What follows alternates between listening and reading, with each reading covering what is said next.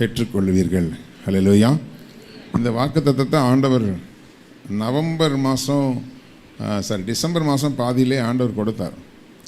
அப்படி கொடுக்கும் பொழுது ரொம்ப சிம்பிளான ஒரு வசனம், இது நான் வாக்குத்தத்தமாக கொடுக்கணுமா அப்படின்னு கேட்கும் பொழுது ஆண்டவர் அதற்கான விளக்கங்களையும் கொடுத்தார். எப்போவுமே வாக்குத்தத்தம் கொடுக்கும்போது அதற்கான வியாக்கியானங்களை ஆண்டவர் ஒரு வெளிச்சத்தை போல கொடுப்பார். இதுதான் இந்த மாதத்துக்கு கொடுக்கப்பட வேண்டிய காரியம், இந்த வருஷத்துக்குரிய வாக்குத்தத்தம் இதுதான். இந்த வாக்குத்தத்தம் எளிமையானது தான். அதாவது கிருபை இலவசமானது, ஆனால் அது சீப்பானது இல்லை அப்படின்னு அடிக்கடி நான் சொல்லுவேன். ஞாபகம் இருக்கா? கிருபை என்பது இலவசமாய் கிடைக்கிற ஒரு பொருள். இலவசமாக கிடைக்கிறதுனால அது சீப்பான பொருள் இல்லை. சரியா? இப்போ உங்களுக்கு திடீர்னு ஒருத்தர் ஒரு பென்ஸ் கார் வாங்கி கொடுக்குறாருன்னு வச்சுக்கோங்களேன். பென்ஸ் கார் இலவசமாக வாங்கி கொடுத்துட்டாரு அப்படிங்கிறதுனால பென்ஸ் காருக்கு மதிப்பே இல்லாமல் போச்சுன்னு அர்த்தமா? இல்லையா? அதுபோல் பென்ஸ் கார் வாங்கி கொடுத்தா நம்ம அதை சந்தோஷமாக வாங்கிக்கிறோம். கிருபையை கொடுக்கும்போது அந்த கிருபையை நம்ம என்ன செய்கிறோம்? போக்கடிக்கிறோம். வேதம் சொல்லுகிறது, பொய்யான மாயையை பற்றி கொண்டிருக்கிறவர்கள் தங்களுக்கு வருகிற கிருபையை போக்கடிக்கிறார்கள் என்று சொல்லப்பட்டிருக்கிறது. இலவசமாக தான் கொடுக்குறார். கிருபையை காத்து கொள்ளுகிறதும் கிருபையை போக்கடிக்கிறதும் நம்ம கையில் தான் இருக்குது. அப்படி தானே? ஒரே பொருள் தான். இப்போ கிறிஸ்மஸுக்கு ட்ரெஸ் எல்லோரும் எடுத்திருப்பீங்க.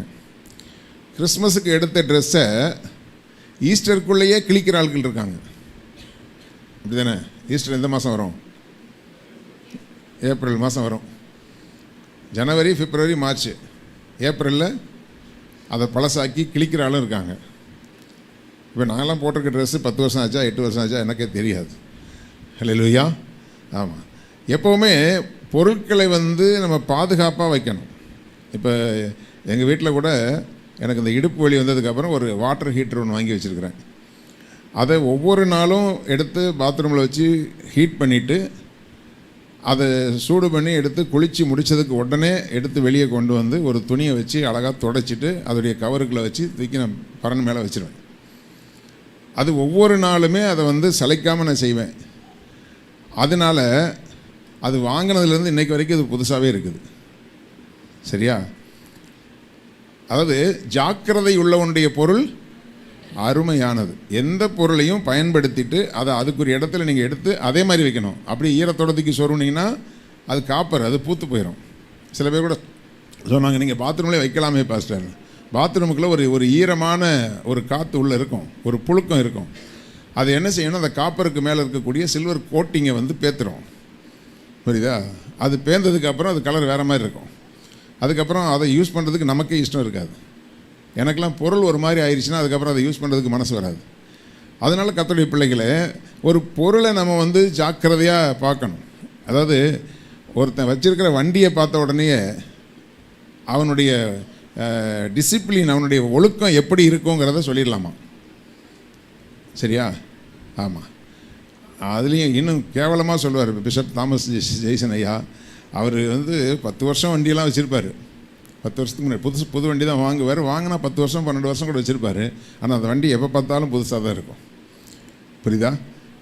எந்த பொருளையுமே அதை வாங்கி அதை ஒழுங்காக துடைச்சி, உண்மையாகவே இப்போ எனக்கெலாம் வண்டி இப்போ குனிஞ்சு துடைக்க முடியாத அளவுக்கு இப்போ நான் நியூ இயர் சர்வீஸில் ஃபுல்லாக நின்றுட்டேன். அதுக்கப்புறம் வீட்டில் போன உடனே வேறு மாதிரி ஆகிப்போச்சு. ஒரு வைராக்கியமாக நின்றுட்டேன். இப்போது நான் கொஞ்சம் லாங்கில் போயிட்டு வந்திருக்கிறேன். பயங்கர வலி, கஷ்டமாக தான் இருக்குது. மறுபடியும் நான் உட்காரணும்னு நினைக்கவே இல்லை. அதனால உட்காந்துருக்குறேன். இப்போது என்ன சொல்லிகிட்டு இருந்தேன்? வண்டியை குனிஞ்சு துடைக்க கொஞ்சம் கஷ்டமாக இருக்குது. ஆனாலும் லேசாக குனிஞ்சு லேசாக துடைச்சிக்கிறேன். ஆனால் கர்த்தருடைய பிள்ளைகளை, ஒவ்வொரு பொருட்களையும் நீங்கள் பத்திரமாக வைக்கணும். அதுவும் கர்த்தருடைய பிள்ளைகளுடைய பொருட்களை பார்த்தா தெரியணும், இந்த பொருள் இப்படி சுத்தமாக இருக்கணும். எப்போவுமே எடுத்த பொருளை எடுத்த இடத்துல வைக்கணும். கரெக்டா? ஆமாம். பிரசங்கம்லாம் 1000 பிரசங்கம் நம்ம கேட்டோம். ஆனால் நடைமுறை வாழ்க்கையில் இருக்கக்கூடிய ஒழுக்கம் இருக்குல்ல, அந்த ஒழுங்கு இல்லைன்னு சொன்னால் வீட்டில் உள்ள எந்த பொருளும் எடுத்த இடத்துல வைக்கணும். அப்படியே தூக்கி போடுறது, கொஞ்சம் எடுத்து மேலே வைங்கன்னா அது வீட்டில் உள்ள பிள்ளைகள் அதை உடனே செய்யணும். அப்பா செய்வார் அம்மா செய்வார்னா வெயிட் பண்ணாதீங்க. நான் ஏற்கனவே சொல்லியிருக்கிறேன், எது மேலேயாவது ஏறி உங்கள் அப்பா அம்மா கீழே விழுந்து கை கால் உடஞ்சாங்கன்னா அப்போ தெரியும். சோறு பொங்குறதுலேருந்து டீ போடுறதுலேருந்து இப்போ நீங்கள் தான் போட வேண்டியது வரும். சரியா? அதனால தான் கிருபையை காத்துக்கிற மாதிரி உங்கள் அப்பா அம்மாவையும் நீங்கள் காத்துக்கோங்க. அவங்களுக்கு எந்த பாதிப்பும் இல்லாதபடி ஓரளவுக்கு வளர்ந்துட்டிங்களா, நீங்கள் கொஞ்சம் சமையல் பண்ணுங்கள். பொம்பளை பிள்ளைகளும் சரி ஆம்பளை பிள்ளைகளும் சரி ஹெல்ப் பண்ணுங்கள். தாய் தகப்பனுக்கு நீங்கள் உதவி செய்யலைன்னா, நான் உங்களுக்கு சொல்கிறேன், எப்போவுமே எல்லா வாலிப பிள்ளைகளுக்கும் நான் சொல்கிறது தான், எல்லாருமே தாய் தகப்பனுக்கு ஒரு கொஞ்ச காலம்தான் உதவி செய்ய முடியும். அதுக்கப்புறம் அவங்களுக்குரிய பொறுப்புகள் வந்ததுக்கு பிறகு அதை செய்ய முடியாது. புரியுதா? நேற்று கூட என்னுடைய மருமகன்ட்ட சொல்லிகிட்டு இருக்கும்போது, சில காரியங்களை குறித்து ஆலோசனையாக சொல்லிகிட்டு இருக்கும்போது நான் சொன்னேன், மகனே, இந்த அப்பா அந்த அப்பா உங்கள் அப்பா, எங்களுடைய குரல் இன்னும் சில காலத்துக்கு தான் உங்கள் காதில் கேட்கும். இப்போ சொல்லுகிற புத்திமதிகள் உங்களுக்கு ஒருவேளை விசனமாக இருக்குமானால் இன்னும் சில காலம் கழித்து இந்த குரல் உங்களுக்கு கேட்காது. அதற்கு பிறகு இந்த குரலுக்கு நீங்கள் ஏங்குவீர்கள், அந்த குரல் திரும்பி வராது. நான் சொல்கிறது உண்மையா இல்லையா? அந்த அம்மாவுடைய குரலும் அப்பாவுடைய குரலும் கேட்டுக்கிட்டே இருக்கணும். உங்களை திட்டுனா அதை சந்தோஷமாக அங்கீகரித்து ஏற்றுக்கொள்ளணும். இருக்கிற காலத்தில் அவங்கள காத்துக்கொள்ள வேண்டிய விதமாக காத்துக்கொள்ளணும். இழந்து போனதுக்கப்புறம் வருத்தப்பட்டு ஒரு பிரயோஜனமும் கிடையாது. ஆமென். ஆமாம். அதனால் பிள்ளைகள் இதில் ஜாக்கிரதையாக இருங்க. அவங்கள புண்படுத்தாதீங்க. அவங்கள அதிகமாக வேலை செய்ய விடாமல் நீங்கள் செஞ்சு பழகுங்க. அதாவது பாஸ்டர் பீட்டருடைய மகனுக்காக நான் மகனுக்கு சொன்னேன், நல்ல பொறுப்பான பையன், நல்ல திறமைசாலி. சபையை நடத்தும் பொழுது சில நேரத்தில் பிரசங்கம் பண்ண சொல்லுவார், பண்ணுறதுக்கு அதாவது கொஞ்சம் கூச்ச சுபாவம் உள்ள பையன். மற்றபடி நல்ல திறமைசாலி. சபையினுடைய முக்கால்வாசி பொறுப்புகள் அவன் தான் நிர்வகித்து கொண்டிருக்கிறான். இப்போது மரித்த பிறகு நல்லா ஊழியம் செய்கிறான், நல்லா வர்ஷிப் நடத்துகிறான், நல்லா மெசேஜ் கொடுக்குறான். எல்லாத்தையும் அவன் செஞ்சிட்டு இருந்தாலும் நான் சொன்னேன், இதை நீ உங்கள் அப்பா இருக்கும்போது செஞ்சுருந்தா இன்னும் கொஞ்சம் பார்த்து சந்தோஷப்பட்டிருப்பார்ல. உண்மை தானே? தகப்பனுடைய தாயுடைய விருப்பம் என்ன? என் பிள்ளைங்க மகன் தந்தை காற்றும் உதவி இல்லை, இன்னொரு வசனம் இருக்குது, அவையத்து முன்னிருப்ப செயல்னு ஒரு இல்லை, அது என்ன வசனம்? அது வசனங்கிறேன். ஆமாம். அதாவது ஒரு சபையில் அவன் முன்னாடி நின்று ஒரு காரியத்தை செய்கிறாங்கிறது தாய் தகப்பனுக்கு ஒரு பெருமையான காரியம். உண்மைதானா? எனக்கு டக்குன்னு ஞாபகம் வரல. அப்போது அவங்க உலகத்தில் உயிரோடு இருக்கும்போதே அவங்களுக்கு முன்னாடி நீங்கள் ஒரு நல்ல வாழ்க்கை வாழ்ந்து காமிக்கணும். அது தாய் தகப்பனுக்கு ஒரு மிகுந்த சந்தோஷத்தை கொடுக்கக்கூடியது. போனதுக்கப்புறம் நீங்கள் அதானி ஆனால் என்ன, அம்பானி ஆனால் அவங்களுக்கு என்ன? அவங்க உங்களை விட மேலான பதவிக்கு அவங்க போயிடுவாங்க. அல்லேலூயா. ஆமாம். அதனால் நான் பிரசங்கத்தை விட்டு வெளியில் போகிறேன்னு நினைக்காதீங்க. முதல்ல இது முக்கியம். ஆமென். ஆமாம். இவைகளிலே நீங்கள் கொஞ்சம் நல்ல கவனம் செலுத்துங்க. இது எங்கே ஆரம்பிச்சதுன்னு சொன்னால், இலவசமாக கிடைக்கிற கிருபையை பாதுகாத்து கொள்ளணும். உங்களுக்கு கிடைக்கிற ஒரு பொருள், ஒரு உடையாக இருக்கலாம், ஒரு பொருளாக இருக்கலாம், ஒரு ஃபோனாக கூட இருக்கலாம். ஃபோனை பார்த்தீங்கன்னா சில பேர் கண்ட இடத்துல தூக்கி வச்சுட்டு போவாங்க. அது பாட்டுக்கு விழுந்து உடையட்டும், உடைஞ்சால் தான் நம்ம மாற்றிக்கலாமே. அப்படி இருக்கக்கூடாது. சும்மா நீங்கள் வருஷத்துக்கு 7 ஃபோன் மாற்றினீங்கன்னா நீங்கள் கர்த்தர் உங்களுக்கு கொடுக்குற ஆசீர்வாதத்தை நாசம் பண்ணுறீங்கன்னு அர்த்தம். அல்லேலூயா. நான் பொதுவாக ஒரு குறிப்பிட்ட காலகட்டம் வரைக்கும் செகண்ட் ஹேண்ட் ஃபோன் தான் வாங்கிட்டு இருப்பேன். ஒரு தம்பி கலீல்னு சொல்லி ஒரு தம்பி தான், அவன்கிட்ட தான் வாங்குவேன். அப்போது இந்த மாடல் என்னுடைய மக கல்யாணத்துக்கு டைமில் நினைக்கிறேன், இப்போ 4 வருஷம் தாண்டிடுச்சு. இப்போது அவன் சொல்கிறான், அண்ணா உங்களுக்கு நான் புது ஃபோன் கொடுத்தது தப்பாக போச்சுண்ணா அப்படின்றான். ஏன்னா பழைய ஃபோன் இருக்கும்போது அப்பப்போ அது ரிப்பேர் ஆகிரும், என்கிட்ட மாற்றிக்குவீங்க. புது ஃபோன் வந்ததுக்கப்புறம் என்ன செய்ய மாட்டேங்கிறீங்க, வேறு ஃபோனே வாங்க மாட்டேங்கிறீங்க. அதெல்லாம் அவுட் ஆஃப் மாடல் ஆயிடுச்சுண்ணே அப்படின்னா. ஏய், ஃபோன் அட்டன் பண்ண முடியும், வாட்ஸ்அப்பில் யாருக்கு மெசேஜ் போட முடியுமோ போட முடியும். இதை தவிர எனக்கு அதில் வேலை கிடையாது. இல்லையா? ஆமாம். விரல் இருக்குங்கிறதுக்காக நோண்டிகிட்டே இருந்தீங்கன்னா அப்புறம் இந்த நரம்பெல்லாம் போயிடும். இயேசுவின் நாமத்தில். அல்லேலூயா. சும்மா சொரிஞ்சிக்கிட்டே இருக்கிறது, அப்படியே சொரிஞ்சு பாருங்கள். கொஞ்ச நாள் கழித்து விண்ணுன்னு ஒரு வழி வரும்போது தெரியும். அல்லேலூயா. ஆமாம். சரி, இது எங்கேயோ போகுது. கர்த்தருக்கு ஸ்தோத்திரம். பொருட்கள் ரொம்ப முக்கியங்க. கர்த்தர் உங்களுக்கு கொடுக்குற, நான் சபையில் கூட சரி என் பிள்ளைங்களுக்கு சொல்லுவேன், இதெல்லாம் கர்த்தர் கொடுத்த பொருள். முழங்கால் போட்டு பயபக்தியோடு தான் பொருளில் கை வைக்கணும். இவைகள் எல்லாம் கர்த்தருக்கு பரிசுத்தம். ஒரு சேர் முதற்கொண்டு தூக்கி போட்டிங்கன்னா சேரை தரதரன்னு மூவ் பண்ணாலே எனக்கு கோபம் வரும். எல்லாமே கர்த்தர் கொடுத்த பொருள், தூக்கி பத்திரமா வைக்கணும். ஆமென். ஆலயத்தினுடைய அத்தனை பணிமுட்டுகளும் என்னது? கர்த்தருக்கு பரிசுத்தம். ஆலயத்துக்கு மட்டும் இல்லை, நீங்களே தேவனுடைய ஆலயமாக இருக்கிறீங்க. உங்களுக்குரிய ஒவ்வொரு பொருட்களுமே பரிசுத்த பணிமுட்டுகள் தான். சும்மா வந்துச்சுன்னு நினைக்கக்கூடாது.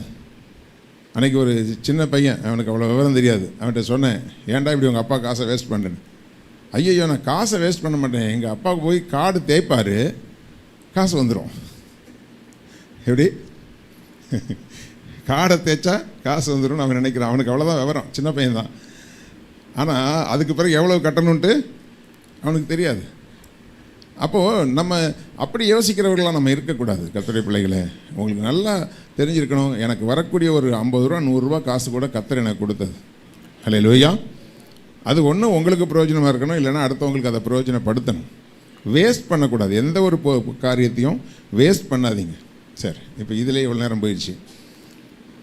இப்போது எதை வேஸ்ட் பண்ணக்கூடாதுன்னு முதல்ல சொன்னேன்? கிருபையை போக்கடிக்கக்கூடாது. பொய்யான மாயை ஏதாவது ஒன்று வசனத்துக்கு புறம்பாக இருக்கும், ஆனால் எனக்கு அது இனிப்பாக இருக்கும். அதை அப்படியே பிடிச்சிக்கிட்டு இருந்தீங்கன்னு சொன்னால் அது பொய்யான மாயை. காண்கிறதுனால் கண் திருப்தி ஆகிறதில்லை, கேட்கறதுனால செவியும் திருப்தி ஆகிறதில்லை. இந்த உலகத்தில் இருக்கிற எல்லா பொருளும் வேதம் சொல்லுகிறது இல்லாமல் போகும் பொருள். இப்போ நம்ம ஆவிக்குரிய பாட்டையே ஒரு 3 வாரம் பாடிட்டோன்னா 4வது வாரம் அந்த பாட்டு பழசு இல்லையா? எல்லாமே பழசு. ஒரு கல்யாணத்துக்கு ஒரு புடவையை கட்டியிருப்பாங்க, அடுத்து ஒரு கல்யாணத்துக்கு கட்டணும், அது பழசு இல்லையா? இது ரொம்ப சீக்கிரம் பழசாக்குறது யாருன்னா நீங்கள் தான். உங்களுக்கு தான் அந்த கிருபை வரங்கள் எல்லாமே இருக்குது. உடனே அது பழசுன்னு ஒதுக்குவீங்க. சரியா? எல்லாமே இந்த உலகத்தில் பழசு ஆக போகிறது தான். நம்மளும் பழசு இல்லையா? ஆமாம். பழைய பொண்டாட்டி பழைய புருஷன் சொல்ல முடியுமா? இல்லையா? அதாவது எல்லாமே இல்லாமல் போகக்கூடிய பொருள், எல்லாமே பழசாக போகக்கூடிய பொருள். அப்படிப்பட்டதான காரியத்தில் அந்த உலக பொருளை குறித்தே நீங்கள் உண்மையாக இல்லை அப்படின்னா வேதம் சொல்லுகிறது. அப்போ உங்களுக்கு மேலான காரியங்களை, நித்தியத்துக்குரிய காரியங்களை உங்களுக்கு யார் கொடுப்பாங்க? அதனால் தேவன் இந்த பூமியில் உங்களுக்கு கொடுக்கக்கூடிய ஆசீர்வாதங்களை சரியாக பாதுகாத்து கொள்ளுங்கள், பொருட்களை பாதுகாத்து கொள்ளுங்கள். அதே போல் கர்த்தர் கொடுக்குற கிருபையை நீங்கள் போக்கடிச்சிடக்கூடாது. மாயையான காரியத்தை பின்பற்றி தேவன் கொடுக்குற கிருபையை நீங்கள் போக்கடிக்காதபடிக்கு மாயைகளில் சிக்கிக்கொள்ளாதிருங்கள், போதை வஸ்துகளில் சிக்கிக்கொள்ளாதிருங்கள், சினிமாவிலும் சிற்றின்பங்களிலும் சிக்கிக்கொள்ளாதிருங்கள். கர்த்தருக்கு பிரியமற்ற நண்பர்களோடு நேரத்தை செலவிட்டு உங்களுடைய வாழ்க்கையை அந்த மாயையில் சிக்கி கிருபையை போக்கடிக்காதீங்க.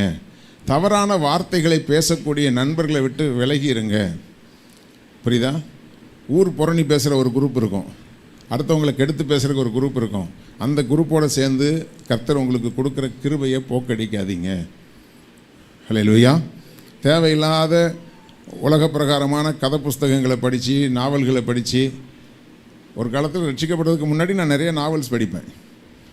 அதெல்லாம் அப்படியே நம்மளை எங்கேயோ கொண்டு போய் நம்ம நேரத்தை வீணடிக்கக்கூடிய எதுலேயும் சிக்காதபடி பாதுகாத்து கொள்ளுங்கள். ஹல்லேலூயா. அதனால் பொய்யான மாயையை பற்றி கொண்டிருக்கிறவர்கள் தங்களுக்கு வரும் கிருபையை போக்கடிக்கிறார்கள். அதனால் கர்த்தருடைய காரியங்களையும் கர்த்தரை தியானிக்கிறதுலையும் கர்த்தருடைய அன்பில் நிறைந்திருக்கிறதுக்கும் நீங்கள் முக்கியத்துவம் கொடுங்க. அந்த கிருபை உங்களை விட்டு போகாதபடி காத்துக்கொள்ளுங்க. இந்த கிருபை ஒன்று இருந்தால் எல்லாமே உங்களை விட்டு போய் அப்படியே கிருபை மட்டும் உங்களோடு இருந்துச்சுன்னா எல்லா நன்மைகளும் உங்களை தேடி வரும். ஆமென். ஆமாம். அதனால் இலவசமாய் பெற்றோம், ஆனால் அதை சீப்பானதாக நம்ம எண்ணி விடக்கூடாது. கர்த்தர் நான் ஒரு காரியத்தை தியானிக்கும் போது யோசித்தேன். பாவியான ஒரு ஸ்திரியை ஆண்டவர் முன்னாடி கொண்டு வந்தாங்க. இவர் கையும் மையுமே பிடிபட்டாள் அப்படின்னு சொல்லி கொண்டு வந்தாங்க. ஆண்டவர் சொன்னார், இனி போ, நீ பாவம் செய்யாதேன்னு சொன்னார். நான் ஏற்கனவே உங்களுக்கு சொல்லியிருக்கிறேன், அந்த ஸ்திரீ நீங்கள் வேதத்தில் 4 சுவிசேஷத்தையும் ஆராய்ந்து பார்த்தீர்களானால் பெத்தானியாவில் இருந்ததான மார்த்தாள் மரியாள் என்கிறதுல அந்த மரியாள் என்கிற ஸ்திரீ தான் அந்த பெண் என்பது தெரிய வருகிறது. அதை வேதம் பகிரங்கப்படுத்தி அவளை அவமானப்படுத்தாதபடிக்கு அந்த வார்த்தைகள் அங்கே கொஞ்சம் மறைக்கப்பட்டிருந்தாலும், அவள் பெத்தானியாவிலே குஷ்டரோகியாக இருந்த சீமோன் என்கிறதான ஒரு பரிசேயனுடைய வீட்டிலே அங்கே அவருக்கு இயேசுவுக்கு விருந்து பண்ணுறாங்க. அந்த ஊரில் இருந்ததான மரியாளுக்கு கேள்விப்பட்டவர் தான். மரியாள் அந்த வீட்டில் நேராக ஆண்டவருடைய பாதத்தில் நலதம் என்கிறதான தைலத்தை ஊற்றி அவருடைய தலை மயிரினாலே அவருடைய பாதத்தை துடைக்கிறான். அப்படி துடைக்கும்போது அவன் சொல்கிறான், அந்த சீமோன் சொல்கிறான், அவன் குஷ்டரோகியாக இருந்தவன், அவன் என்ன பண்ண அக்கிரமத்தில் அவனுக்கு குஷ்டரோகம் வந்துச்சோ அதுவே தெரியாது. ஆனால் அவருக்கு இவன் அருவருப்பான ஆளாக தெரியுது. உடனே இந்த மனுஷன் ஒரு தீர்க்கதரிசியாக இருந்தால் தன்னை தொடுகிற ஸ்திரீ இன்னாள் என்று அவருக்கு தெரியாதா? எப்படி இவர் கேவலமான ஒரு ஸ்திரீ பாதத்தை தொடுறதுக்கு இவர் அலோவ் பண்ணுறாரு அப்படின்னு மனசில் நினைக்கும்போது ஆண்டவர் சொல்கிறாரு, சீமோனே, நான் உனக்கு ஒரு காரியம் சொல்ல வேண்டும். ஒருத்தன் 500 தாலந்து கடன் பட்டிருந்தான், ஒருத்தன் 50 தாலந்து கடன் பட்டிருந்தான். 2 பேருக்குமே கொடுக்க நிர்வாகம் இல்லாமல் போகும்போது அவங்க கெஞ்சினாங்க. அப்போ அவர் 500 தாலந்து கடன் கொடுத்தவனையும் மன்னிச்சிட்டாரு, 50 தாலந்து கொடுத்தவனையும் மன்னிச்சிட்டாரு. இவர்களில் யார் அதிகமாய் அன்பு கூறுவான் என்று ஆண்டவர் கேட்டார். அவன் சொன்னான், அதிகமாய், அது கூட திட்டமாக சொல்ல மாட்டேங்கிறான், அதிகமாய் கடன் பட்டவனுக்கு மன்னிச்சதுக்கு தான் அவன் அதிகமாக அன்பு கூறுவான் நினைக்கிறேன்றான். நினைப்பார், அவர் எல்லாத்தையுமே அவர் நினச்சிக்கிட்டே இருப்பார். அப்போ சரியாக சொன்னாய், சரியாக நிதானித்தாய் என்று சொல்லி, யாருடைய பாவம் அதிகமாக, அது யாருக்கு அதிகமான பாவம் மன்னிக்கப்பட்டதோ அவங்க அதிகமாக அன்பு கூறுவாங்க. நான் வந்ததுலேருந்து எனக்கு காலக்கழுவு தண்ணி கொடுக்கலப்பா, ஏன்னா நீ பரிசேயன்ல, நீ ஒரு அந்தஸ்தில் இருந்த ஆள் இல்லை, அதனால் உனக்குன்னு ஒரு கெத்து இருக்கும். ஆனால் இவ தவறான வாழ்க்கை வாழ்ந்திருந்தாலும், இன்னும் சொல்லப்போனால் சம்பாதிச்சு வாழ்கிறத விட தவறான வாழ்க்கை வாழ்கிறவங்களுக்கு தான் நிறைய அந்தஸ்து ஜாஸ்தி, பணமும் வருமானமும் ஜாஸ்தி. ஆனால் அதெல்லாம் தூக்கி எரிஞ்சிட்டு இப்போ அவன் என்ன செய்கிறான், என் பாதத்தில் விழுந்திருக்கிறான். எந்த பெண்ணுமே தன்னுடைய தலைமுடியை எடுத்து ஒரு ஆள் பாதத்தை துடைக்க மாட்டாங்க. செய்வீங்களா நீங்கள்? உங்கள் வீட்டுக்காரருக்கு காலை துடைப்பீங்களாம்மா? ஒருத்தர் சொல்லுங்களேன். இல்லை, உண்மையாக நீங்கள் அப்படி உங்கள் புருஷன் மேலே அன்பு இருந்தால் இன்றைக்கி வீட்டுக்கு போய் உங்கள் வீட்டுக்காரருடைய காலை உங்கள் முடியை வச்சு துடைக்கணும். எத்தனை பேர் துடைக்க ரெடியாக இருக்கீங்க? இருக்கிறதே 1.5 முழம், அதை கொண்டு துடைச்சா என்ன பாஸ்டர் ஆகிறது? இல்லையா? அதாவது முடி பெண்களுக்கு மகிமை. வேதம் அப்படி தான் சொல்லுது. பெண்களுக்கு முடியை நீளமாய் வளர்க்கிறது அவங்களுக்கு மகிமையாக இருக்கும். அந்த மகிமையை ஆண்டவருடைய பாதத்தில் கொண்டு வச்சு அவள் துடைக்கிறாள். புரியுதா? அதாவது என்ன அர்த்தம்னா, இதுக்கு மேலே ஆண்டவரே உங்களை தவிர வேற ஒன்று எனக்கு வேண்டான்னு தன்னை தாழ்த்துகிறாள். இப்போது அவளை இவன் அற்பமாக சொல்கிறான். இதை ஆண்டவர் இதுக்குரிய விளக்கத்தெல்லாம் சொல்லிவிட்டு அப்போ சொல்கிறாரு, நீ போ, உன் பாவம் மன்னிக்கப்பட்டதுன்னு சொன்னார். நல்லா புரிஞ்சுக்கோங்க. நிறைய பேர் பாவம் மன்னிக்கப்பட்டாச்சுன்னு நினச்சிட்டு நம்பிக்கிட்டு இருப்பீங்க. நான் உங்களுக்கு சொல்கிறேன், கையுமையுமாக பிடிபட்டார். பிடிபடும் பொழுது எல்லாரும் கல்லை தூக்கிட்டு நின்னாங்க.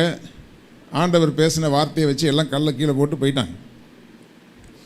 இப்போது உன்னை குற்றவாளியாக தீர்க்கிறதுக்கு வந்தவங்களாம் எங்கம்மான்னு கேட்டார். இல்லை ஆண்டவரே, ஒருவரும், எல்லோரும் போயிட்டாங்க.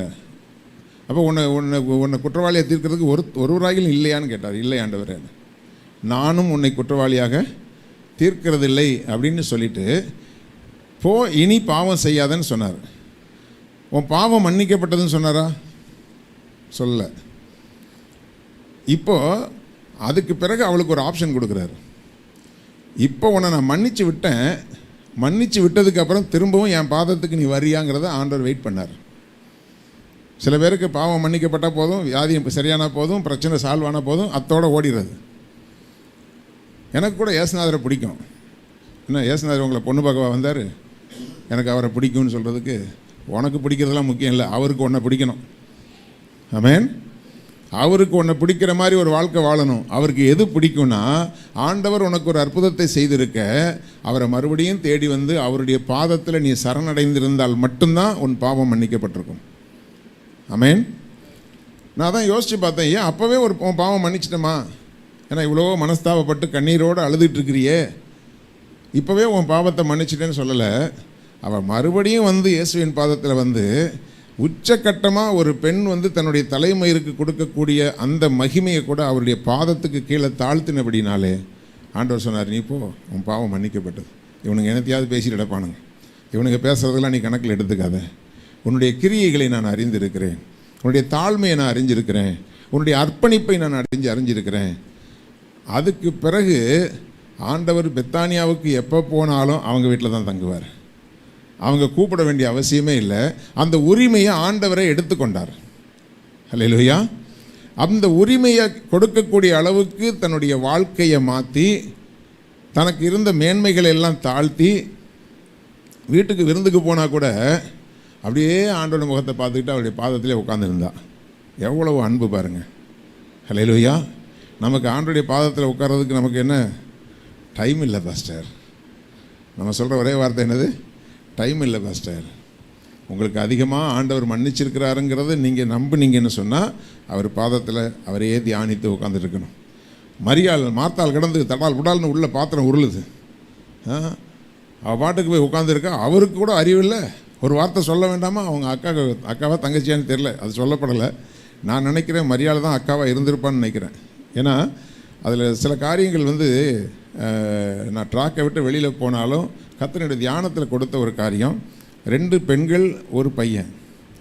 அந்த குடும்பத்துக்கு தலைவனாக இருந்து அவங்களுடைய தகப்பனுடைய அந்த சீர்கெட்ட பிள்ளைகளைங்கிற காரியத்தை குறித்து தியானிக்கும் போது தான் கர்த்தர் இந்த வார்த்தைகளை கொடுத்தார். தகப்பனுடைய சீர்கெட்ட வாழ்க்கை பிள்ளைகளை அனாதையாக்கி பிழைப்புக்காக தவறான பாதைக்கு போக தூண்டக்கூடிய அளவுக்கு மரியாளுடைய வாழ்க்கை அப்படி தான் போயிருக்குன்னு நான் நம்புகிறேன். ஏன்னா தகப்பன் ஒரு ஒழுக்கமுள்ள ஒரு வாழ்க்கை வாழ்ந்திருந்தால் அந்த 2 பிள்ளைகளுக்குரிய எதிர்காலத்துக்கு அவன் ஒரு உத்தரவாதியாக நின்றிருந்தானா அந்த பிள்ளைகள் சீர்கெட்டு போக வாய்ப்பில்லை. மரியாள் மாத்தாளுடைய சீர்கெட்ட காரியங்களுக்கு காரணமாக இருந்தது பெற்றோர். அதனால தான் சொல்கிறேன், நான் பெற்றோர்கள் உங்களுடைய பிள்ளைகளுக்கு முன்பாக நீங்கள் சாட்சி உள்ளவர்களாக இருங்க, அன்புள்ளவர்களாக இருங்க, பிள்ளைகளை சத்தியத்தில் நடத்துகிறவர்களாக இருங்க. நம்முடைய வாழ்க்கையில் சீர்கேடுகள் இருக்குமானால் பிள்ளைகள் தவறான பாதையில் போகும். அப்படி தான் போகும்னு நான் சொல்ல வரல, எப்படியோ போகும் ஒரு விதத்தில். அப்படி போகிறது நியாயம்னு நான் சொல்லலை. அந்த இடைப்பட்ட காலத்தில் அந்த பிள்ளைங்கள் கர்த்தரை அறிகிற அறிவுக்குள்ளே வந்துட்டாங்கன்னா அவங்க தப்பிச்சிட்டாங்க. இல்லைன்னா அந்த பிள்ளைங்க நரகத்தின் பிள்ளைகளாக மாறி போயிடுவாங்க கர்த்தருடைய பிள்ளைகளை. அப்போது அந்த பாவம் மன்னிக்கப்படுறது எப்போ அப்படின்னா அவருடைய பாதத்தில் 100% அப்படியே சரண்டர் ஆயிடும். ஆண்டவரே நீங்கள் என்ன சொல்கிறீங்களோ அதுதான், எனக்குன்னு உள்ள விருப்பங்கள் அல்ல, இனி உமக்கு நான் என்ன செய்வேன், நான் ஒரு முழு ஒப்பு கொடுத்தலோடு நான் இருப்பேன் அப்படின்னு வரும் பொழுது தான் பாவம் மன்னிக்கப்படுகிறது. ட்ராக் மாறினா அந்த அக்கௌண்ட்டை தூக்கி மறுபடியும் நீங்கள் அந்த கம்ப்யூட்டரில் ஒர்க் பண்ணுறவங்களுக்கு தெரியும், காப்பி பண்ணி பேஸ்ட் பண்ணிடுவார். அது டெலீட் பண்ணாலும் எங்கே இருக்கும்? ரீசைக்கிள் பின்னில் இருக்கும். புரிஞ்சுக்கோங்க. ஒருவேளை ரீசைக்கிள் பின்லேருந்து நீங்கள் எடுத்துட்டால் கூட ஹார்ட் டிஸ்கில் அது இருக்கும், ரெக்கவர் பண்ணி எடுத்துடலாம். கரெக்டாக? அதனால தான் சொல்கிறேன், இன்றைக்கி வந்தேன் பாவ அறிக்கை பண்ணேன், ஆண்டவர் என் பாவத்தை மன்னிச்சிட்டாரு அப்படின்னு போயிட்டு தாறுமாறாக வாழ்க்கை போச்சுன்னு சொன்னால் ஆண்டவர் மன்னித்த பாவத்தை மறுபடியும் கொண்டு வருவார். அல்லேலூயா.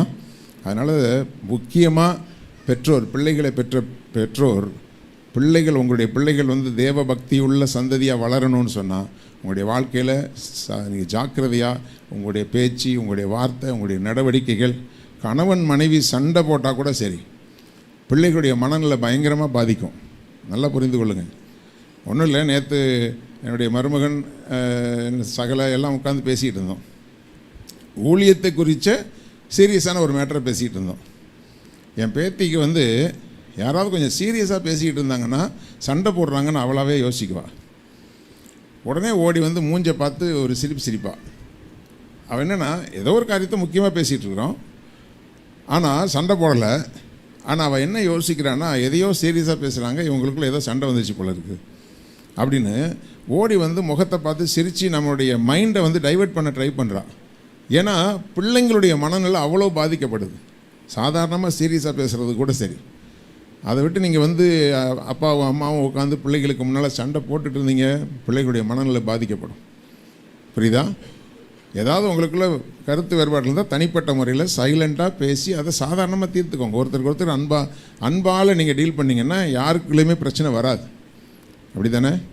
கர்த்தர் எனக்கு கொடுத்த மனைவி, கர்த்தர் எனக்கு கொடுத்த கணவன், இவைகளுக்குள்ளே நீங்கள் சரியாக நீங்கள் டீல் பண்ணிட்டீங்கன்னா உங்களுடைய பிள்ளைகளை நீங்கள் ஆதாயப்படுத்தி கொள்ளலாம். இன்றைக்கி என்னமோ ட்ராக்கை விட்டுட்டு ஆண்டவர் பொதுவான ஆலோசனைகளுக்குள்ளே போகிறாரு.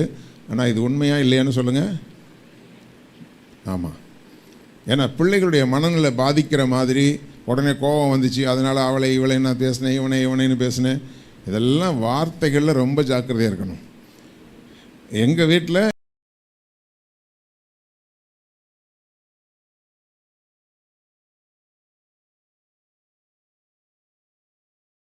கிடையாது, சொரணையும் கிடையாது. ஆண்டவர் நல்லாவே பக்குவப்படுத்திட்டார். ஹல்லேலூயா. ஆமாம். இப்போல்லாம் நமக்கு ஆண்டவர் கற்றுக் கொடுத்துட்டாரு. மனைவி கோவப்பட்டால் கோவப்படுற அவங்களுடைய முகத்தை ரசிக்கணும். செய்வீர்களா? மனைவி கோவப்பட்டால் மனைவி முகத்தை பாருங்கள். நார்மலாக இருக்கிறத விட அவங்க கோவப்படும்போது ரொம்ப அழகாக இருப்பாங்க. இது ஒரு ரகசியம். இந்த ரகசியம் பெரியது. நான் கிறிஸ்துவை பற்றியும் சபையை குறித்தும் உங்களுக்கு சொல்லுகிறேன். ஹல்லேலூயா.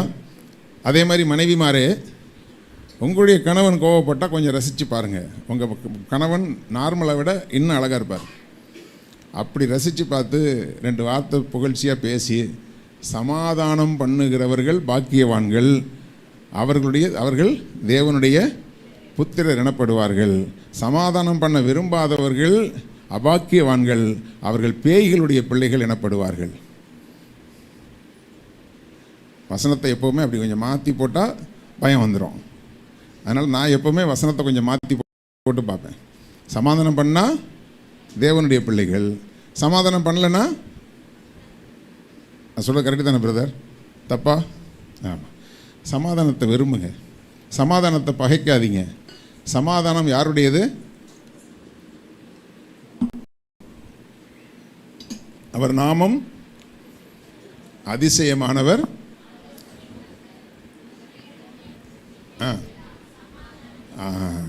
அவர் சமாதானத்துக்கு பிரபு. பிரபுனா ஆளுகை செய்கிறவர். சமாதானம் உங்களுக்குள்ள இருந்தால் அவர் உங்களுக்கு பிரபுவாக இருப்பார். சமாதானம் உங்களுக்கு கலகம் உள்ளே இருந்ததுன்னா, சண்டையும் பிரச்சனையும் உள்ளுக்குள்ளே இருந்ததுன்னா, கசப்பும் வைராக்கியம் உள்ளே இருந்தால் உங்களுக்கு பிரபு அவர் கிடையாது. யாருங்கிறத நீங்களே முடிவு பண்ணிக்கோங்க. வசனத்தை நீங்கள் இப்படி தியானித்து பாருங்கள், எல்லாரும் தங்கங்களாகிடுவீங்க. ஐயா, வசனத்தை எப்போவுமே நம்ம அப்படி பாசிட்டிவாகவே வாசித்து அதை தான் அழகாக உபாகமத்தில் 28ஆம் அதிகாரத்தை சொல்கிறார். நான் உனக்கு விதிக்கிற இந்த கற்பனைகளின்படி எல்லாம் நீ செய்ய கவனமாக இருக்கும்போது இப்பொழுது சொல்லப்படுகிற இந்த வார்த்தைகள்லாம் உண்மையில் என்ன செய்யும்? பலிக்கும். இந்த ஆசீர்வாதங்களெல்லாம் உண்மையில் பலிக்கும்னு சொல்லி முடிச்சுட்டு, அதெல்லாம் முடிச்சுட்டு கடைசியில் சொல்லுவார், நான் உனக்கு சொல்லி இந்த வார்த்தைகளெல்லாம் நீ அதன்படி செய்ய கவனமாக இராமல் இருக்கும்போது இப்பொழுது சொல்லப்படுற சாபம்லாம் உன் மேலே சொன்னாரா சொல்லையா? ஆமாம். ரெண்டுமே நமக்கு வெயிட்டிங்கில் தான் இருக்குது. ஹல்லேலூயா. ஒன்று நீங்கள் வளர்க்குற நாய், இன்னும் ஒன்று எதிர்த்த வீட்டு நாய். உங்கள் வீட்டு நாயினா ஓடி வந்தோன்னா காலை சுத்தம். எதிர்த்த வீட்டு நாயாக இருந்தால் கழுத்தில் ஏறி சங்க பிடிக்கும். சரியா? யார் எதிர்த்த வீட்டு நாய்? பிசாசு வச்சுருக்கிற நாய். அதனால் கர்த்தருடைய பிள்ளைகளை ரெண்டும் வெயிட்டிங்கில் தான் இருக்குது. எதை நீங்கள் சூஸ் பண்ணுறீங்களோ அதை சூஸ் பண்ணிக்கலாம். ஆமென். சரி, உங்களை எத்தனை பேருக்கு என் மேலே கோபம் இருக்கிற இல்லையே சொல்லுங்கள். கர்த்தருக்கு ஸ்தோத்திரம். ஓகே, இதெல்லாம் நடைமுறை வாழ்க்கை. நம்முடைய வாழ்க்கையில் நடைமுறையாக பின்பற்ற வேண்டிய காரியங்களை நீங்கள் பின்பற்றினீங்கன்னா உங்களுடைய வீடு குட்டி பரலோகம்தான். ஆமென். அதை பின்பற்றுறதுக்கு நீங்கள் உங்களை பக்குவப்படுத்தி கொள்ளுங்கள். இப்போ தான் நான் பிரசங்கத்துக்குள்ளே போக போகிறேன். கர்த்தருக்கு மகிமை உண்டாகட்டும்.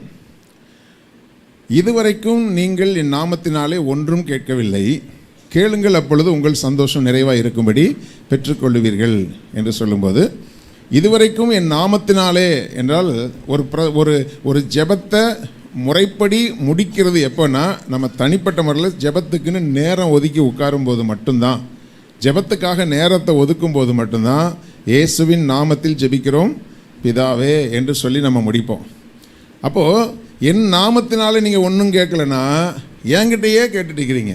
அன்றைக்கி கூட நான் கேட்கும்போது ஆளாளுக்கு சொன்னாங்க, எப்படி ஜெபம் பண்ணுவீங்க, யார்கிட்ட ஜெபம் பண்ணுவீங்க? ஏசப்பா எனக்கு அதை தாங்க, ஏசப்பா எனக்கு இதை கொடுங்க, ஆண்டவரே இந்த காரியத்தை வாய்க்க பண்ணுங்க. இதெல்லாம் எப்போ? போகும்போது, வரும்போது, உட்காரும்போது, நடக்கும்போது. தப்பு இல்லை. ஆனால் அவருடைய நாமத்தினால கேட்கணுன்னா நீங்கள் தனியாக உட்காந்து தான் கேட்டாகும். அவருக்கு ஒரு மரியாதை கொடுத்து உட்காந்து பேசணும்.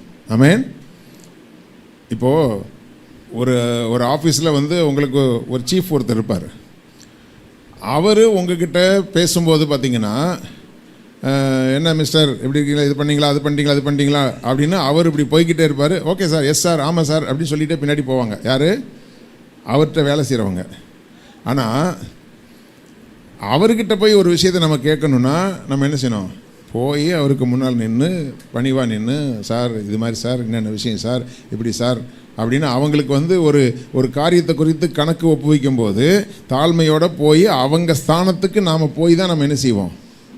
நமக்கு கொடுத்த பொறுப்பை என்னென்ன முடிச்சிருக்கோங்கிறத நம்ம சொல்லுவோம். கரெக்டாக? ஏன்னா அந்த ஆஃபீஸுக்கு அவர் தான் சீஃபாக இருக்கிறாரு அல்லது தலைவராக இருக்கிறார். இப்போது அப்படிப்பட்ட தலைமைத்துவத்தில் இருக்கிறவர்கிட்ட சப்போஸ் இப்போ ஒரு 2 கேபினுக்கு அந்த பக்கம் இருக்காருன்னு வச்சுங்களேன். சார் போன வாரம் சொன்ன வேலையை முடிச்சிட்டேன் சார், அடுத்து என்ன சார் வேலை இருக்குதுன்னு கேட்டு பாருங்கள். அப்புறம் ஒரு லெட்டர் கொடுப்பார். அதுக்கு பேர் என்னது? மெமோ கொடுப்பாரா இனிமா கொடுப்பாரா தெரியாது. வாசித்து பார்க்கும்போது உங்களுக்கு அது இனிமா கொடுத்த மாதிரி ஆகிடும். அதனால் யார்கிட்ட என்ன பேசணுமோ அப்படி பேசணும் இந்த உலக அதிகாரிகள்கிட்டையே. அப்போது ஆண்டவர்கிட்ட பேசுகிறதுக்கு இந்த வருஷம் நான் சொல்கிறேன், நம்ம எல்லாரும் நல்ல தீர்மானத்தை எடுப்போம். அவருடைய பாதத்தில் உட்கார்ந்து ஜெபிச்சு பழகுங்க. இந்த வருஷத்தில் நீங்கள் யோசித்து பார்க்காத நன்மைகளை எல்லாம் கர்த்தர் உங்களுக்கு கொடுப்பார். அல்லேலூயா. ஒரு நாளைக்கு 1 மணி நேரமாகிலும் அவருடைய சமூகத்தில் உட்கார்ந்து ஜெபம் பண்ணுங்க. ஜெபத்துக்குன்னு உட்கார்ந்து ஜெபம் பண்ணுங்க. அப்படி ஜெபிச்சு பாருங்கள், உங்கள் வாழ்க்கையில் ஆண்டவர் கொடுக்க வேண்டிய நன்மைகளை கொடுத்துக்கிட்டே இருப்பார். 2 நாள் ஜெபிச்சுட்டு 3ஆவது நாள் ஒன்றையும் காணுனே, 2 நாள் ஜெபிச்சு பார்த்தேன், அதெல்லாம் கொடுக்க மாட்டார். ஒருத்திக்கு பாவம் மன்னிச்சதை பற்றி சொன்னேன். போய் இனி பாவம் செய்யாதன்னு சொல்லிட்டு ஒரு கேப் விட்டார் பாருங்க. அதுக்கப்புறம் அவர் போனார் பாருங்க பெத்தானியாவுக்கு. ஏன்னா அவள் பாவத்தில் பிடிக்கப்பட்டது எருசலேமில். நல்லா புரிஞ்சுக்கோங்க, பாவத்தில் பிடிக்கப்பட்டது எருசலேமில். ஏன் எருசலேம்னா பண்டிகை காலங்களில் தான் இது ஒரு கூட்டம் தனியாக நடந்துகிட்ருக்கோம். பழைய ஆளுங்களுக்கு தெரியும், ஊரில் திருவிழா காலங்களில் இது ஒரு கோஷ்டி தனியாக இருக்கும். புரியுதா? இந்த கரகாட்டக்காரிங்கெல்லாம் கொண்டு வருவாங்க, வில்லுப்பாட்டுக்காரிலாம் கொண்டு வருவாங்க. பழைய ஆட்களுக்கு தெரியும். இதெல்லாம் கொண்டு அங்கே அதுக்கு ஒரு கூத்தடிக்கிற கும்பல் ஒன்று இருக்கும். அதே போல் எருசலேமில் பண்டிகை காலங்கள்லேயும் ஒரு கும்பல் தனியாக இருந்துச்சு. அங்கே தான் கையும் மையமாக பிடிக்கப்பட்டது. அதுக்கப்புறம் அவர் பெத்தானியாவுக்கு போகும்போது அது வரைக்கும் அவள் மனம் திரும்பி ஒழுங்காக எனக்கு நன்றியோடு இருக்காளாங்கிறத பார்த்தார் ஆண்டவர். அந்த நன்றியோடு இருக்கிறது அவர் பார்த்து, இப்போ பாருங்கள் எஸ்ஐஆர் படிவம்லாம் நம்ம எல்லாம் கொடுத்துருக்கோம். சரி பண்ணி அதை ஒப்புதல் அளிக்கிறது அவங்க கையில் தான் இருக்குது இல்லையா? அதே போல் தான் நம்முடைய வாழ்க்கையிலையும் நம்முடைய விண்ணப்பங்களுக்கு ஒப்புதல் அளிக்க வேண்டிய பொறுப்பு அவர்கிட்ட இருக்குது. அதனால் 2 நாள் ஜெபிச்சேன், 3 நாள் ஜெபிச்சேன் அப்புறம் காணும்னா, ஜெபங்கிறது உங்களுடைய வாழ்க்கை முறையாக மாறிடணும். அவர் கொடுக்குறாரு கொடுக்கல அதெல்லாம் வேறு விஷயம். கொடுக்கறதுக்காக ஜெபிச்சிங்கன்னா ஏமாந்துடுவீங்க. ஆமென். உங்கள் வாழ்க்கையை ஒழுங்குபடுத்துறதுக்கு தான் ஜெபம் பண்ண சொல்கிறாரு.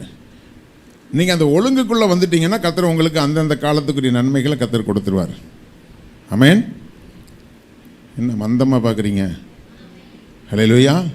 இந்த ரகசியம் பெரியது.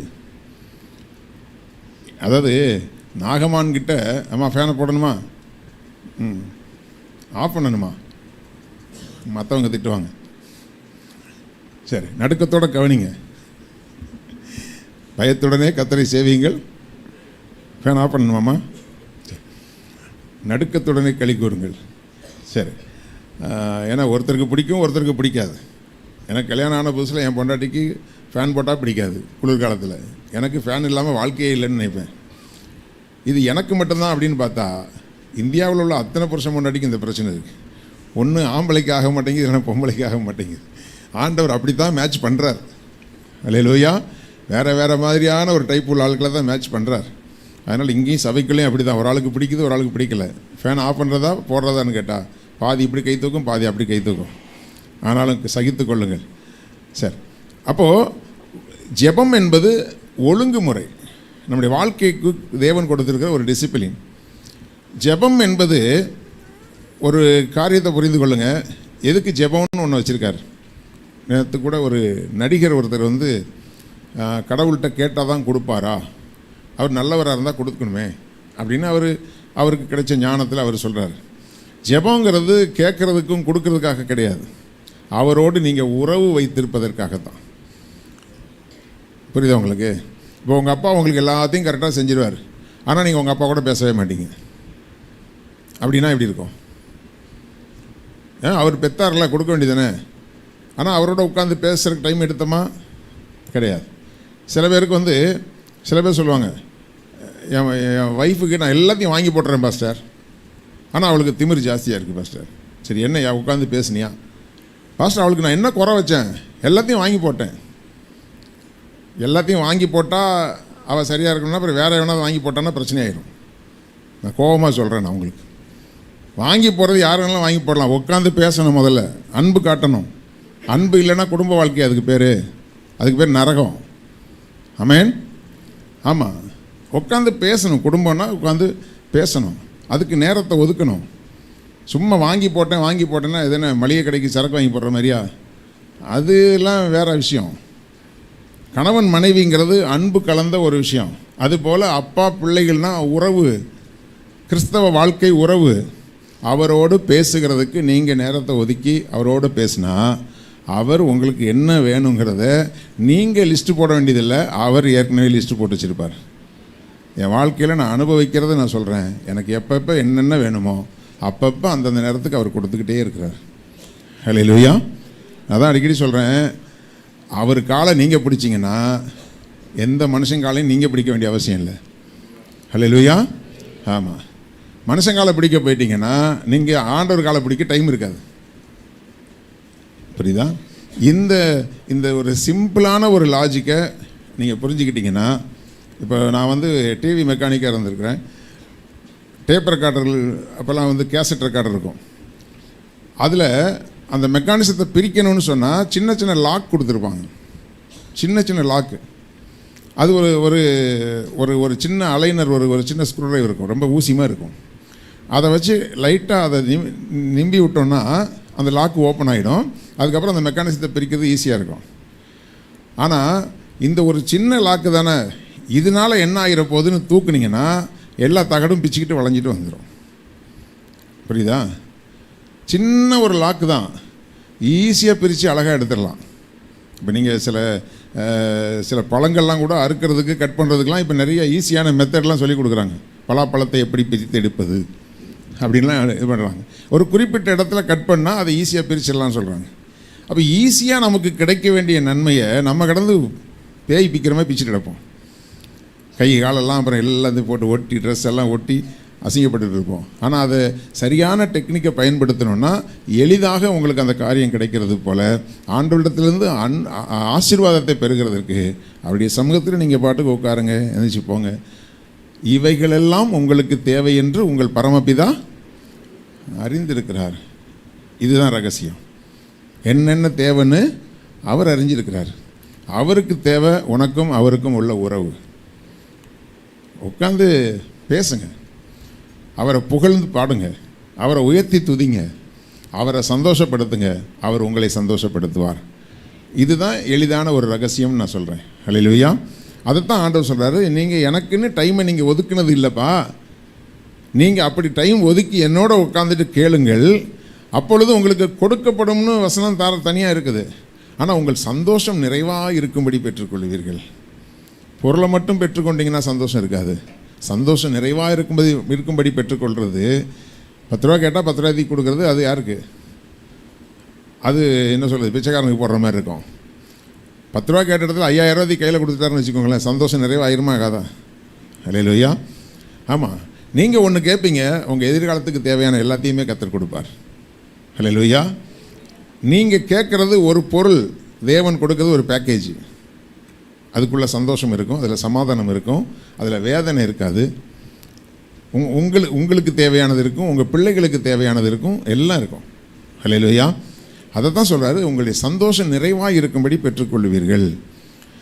அதே சமயத்தில் 1 யோவான் 5:14-15 சொல்லப்பட்டிருக்கிறது, நாம் எதையாகிலும் அவருடைய சித்தத்தின்படி கேட்டால் அவர் நமக்கு செவி கொடுக்கிறார் என்பதை அவரை பற்றி நாம் கொண்டிருக்கிற தைரியம். என்றால் எதை கேட்டாலும் அவருடைய சித்தத்தின்படி கேட்கணும். ஆமென். ஆமாம், அவருடைய சித்தம் என்னதென்று அறியணும்னா அவருடைய சித்தத்தை அறிகிறதுக்கு தான் தேவன் வேதத்தை கொடுத்துருக்கிறார். அவருடைய சித்தத்தை அறிகிறதுக்கு தான் பிரசங்கத்தை கவனிக்க சொல்கிறார். ஆமென். தேவன் சில நேரத்தில் லைவாகவும் பேசுவார், எழுதப்பட்டிருக்கிற வார்த்தைகள் மூலமாகவும் பேசுவார். 2 விதத்தில் நீங்கள் அவரை அறிந்து கொண்டீங்கன்னா அவருடைய சித்தத்தின்படி நீங்கள் போவீங்க. நாம் எதை கேட்டாலும் அவர் நமக்கு செவி கொடுக்கிறார் என்று நாம் அறிந்திருந்தோமானால் அவரிடத்தில் நாம் கேட்டவைகளை பெற்றுக்கொண்டோம் என்றும் அறிந்திருக்கிறோம்.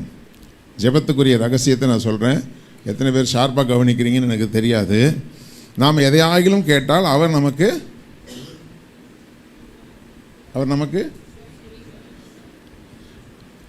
ரொம்ப பரிதாபம் என்னன்னா, ஆண்டவரே அல்லேலூயா ஸ்தோத்திரம் ஆண்டவரே ஸ்தோத்திரம் ஆண்டவரே ஸ்தோத்திரம் ஆண்டவரே இயேசு நாமத்தில் ஆமென் ஆண்டவரே. அவர் வந்தாரா, நின்னாரா, ஒன்று அதெல்லாம் கிடையாது. எங்கள் பாஸ்டர் சொன்னார், ஜெபம் பண்ண சொன்னார், இயேசு நாம ஸ்தோத்திரம் ஸ்தோத்திரம் ஸ்தோத்திரம் ஆண்டவரே, வல்லவர் ஆண்டவரே, நல்லவர் ஆண்டவரே. அனுபவிக்கணுங்க. ஆமென். அப்படியே பிரசன்னத்தை அனுபவிக்கணும். நீங்கள் அப்படியே நீங்கள் தனியாக ஜெபம் பண்ணுறவங்களுக்கு தெரியும். அப்படியே உட்காந்து, அதாவது நான் இப்போ இந்த இடைப்பட்ட நாளில் போய் ஜெபம் பண்ண போன இடத்துல அங்கே அந்த அண்ணன் கேட்டாங்க, தம்பி எத்தனை மணிக்கு ஜெபம் முடிப்பீங்க அப்படின்னு கேட்டார். நான் 1 மணிக்கு முடிக்கலான்னு நினச்சிருக்கேன் அப்படின்னு. ஆனால் 1 மணிக்கு முடிக்க முடியல. ஏன்னா அந்த பிரசன்னம் அங்கே இறங்க இறங்க எந்திரிச்சு வர்றதுக்கு மனசு இல்லை. புரியுதா? அப்போது அவர் நமக்கு செவி கொடுக்கிறார் என்று நாம் அறிந்திருந்தோமானால், சும்மா ஜெபத்தை சும்மா உட்காந்தோம், இப்படியே உட்காந்து எத்தனை ஃபேன் இருக்குது, இந்த ஃபேன் போட்டால் சரியாக ஓடல, அந்த ஃபேன்கிட்ட போய் உட்காருவோம். எனக்கு தெரிஞ்சு ஒரு அம்மா 4 ஃபேனை போட்டுருவாங்க லைனாக. ஏன்னு கேட்டால், நான் நடந்து ஜெபம் பண்ண போகிறேன். இங்கே இல்லை, எங்கள் தலைமை சபையில் இங்கே 4 ஃபேன் ஒரு லைனில் இல்லை, 4 ஃபேனை லைனாக போடுவாங்க. நான் இங்கேருந்து அங்கே வரைக்கும் ஜெபம் பண்ணிட்டு போவேன். ஏம்மா உன் வீட்டில் ஜெபம் பண்ணும்போது 4 ஃபேன் போடுவியா நீ? ஓடி ஓடி ஆஃப் பண்ணுவில்ல? தேவனுடைய ஆலயத்தில் கரண்ட் பில் வேஸ்ட் ஆகிறத நம்ம அனுமதிக்கலாமா? சொல்லுங்கள். சர்ச்சுக்கு வந்தால் கூட எங்கேயாவது தேவையில்லாமல் ஃபேன் ஓடிச்சுன்னா உடனே ஆஃப் பண்ணணுங்கிற அந்த சென்ஸ் இருக்கணும். நான் சொன்னேன்ல, கர்த்தருடைய பொருளை வீணடிக்கக்கூடாது, கர்த்தருடைய பணத்தை வீணடிக்கக்கூடாது. ஆலயம் தானே அப்படின்னு சொல்லிட்டு எல்லாம் தேவையில்லாமல் ஃபேன் லைட்டு ஓடிச்சுன்னா நானே என் மகனை போட்டு திட்டிக்கிட்டே இருப்பேன். ஆராதனை முடிஞ்சோடனே அங்கே பாரு தேவையில்லாமல் ஃபேன் ஓடிட்டுருக்கு, நீ அங்கே போய் நின்றுட்டுருக்குற. புரியுதா?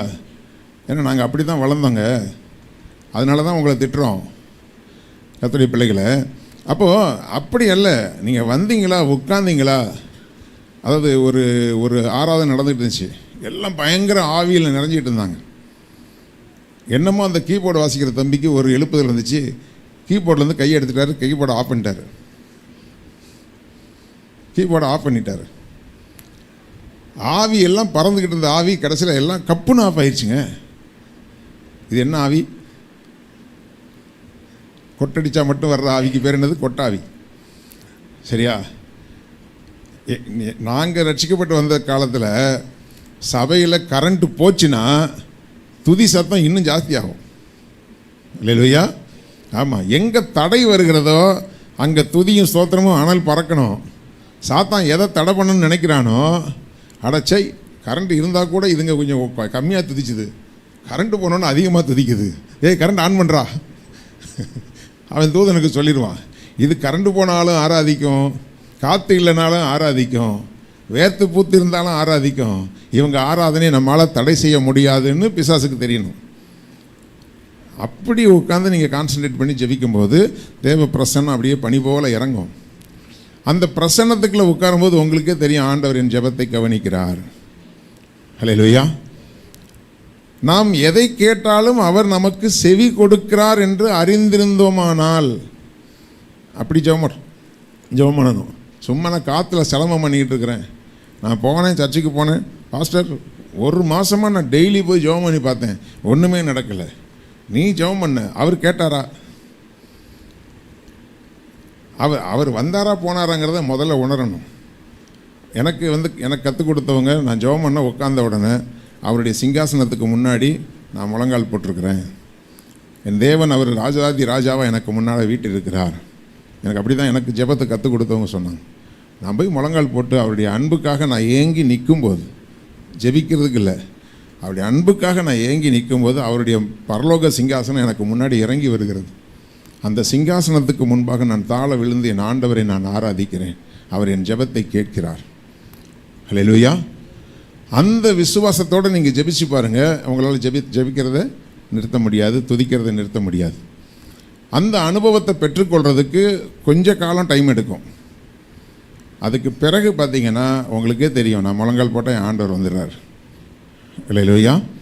அவர் வந்துடுறாரு. அவர் இப்போ நமக்கு தனியாக பேசினா தானே போர் அடிக்கும். உண்மை தானே? கொஞ்சம் சர்ச்சில் உட்காந்து ஆல்மேரி சிஸ்டர் சொல்லி அனுப்பிவிட்றேன், சிஸ்டர் நீங்கள் அங்கே உட்காந்து உங்கள் வீட்டுக்காரர் இப்போ கன்னியாகுமரி போயிட்டார், ஆனால் இங்கேயே உட்காந்து கொஞ்சம் நேரம் தனியாக பேசுங்க சிஸ்டர் அவர் கூட அப்படின்னு சொன்னால் எவ்வளோ நேரம் பேசுவீங்க? அதையே வீட்டுக்காரர் பக்கத்தில் இருந்தார்னா, எம்மா தாயே போதும் நிறுத்துமான்னு சொல்கிற அளவுக்கு நம்ம என்ன செய்வோம்? இல்லையா? ஆமாம், சும்மா சொல்கிறேன். அப்போது ஒருத்தர் நமக்கு முன்னாடி இருக்கிறாருங்கும் போது நம்ம என்ன செய்வோம்? உற்சாகத்தோடு பேச முடியும். அதை தான் சொல்கிறார், அவர் செவி கொடுக்கிறார் என்று நாம் அறிந்திருந்தோமானால் அவரிடத்தில் கேட்கும்போதே தெரியும், எங்கள் அப்பா எனக்கு கண்டிப்பாக கொடுப்பார். என்ன அல்லேலூயா வர மாட்டேங்குதே? கண்டிப்பாக அவர் எனக்கு கொடுப்பார். அல்லேலூயா. சரி, இப்போது ஒரு எலியேசர் ஜெபம் பண்ணான். எலியேசர் ஜெபம் பண்ணும்போது என்ன ஜெபம் பண்ணான் அப்படின்னா, ஆபிரகாமுக்கு பதிலாக ஈசாக்குக்கு பொண்ணு கேட்குறதுக்கு போனார். அவர் அந்த வசனத்தை வாசிங்களேன், 24:12 வாசிங்க. ஆதியாகமம் 24:12.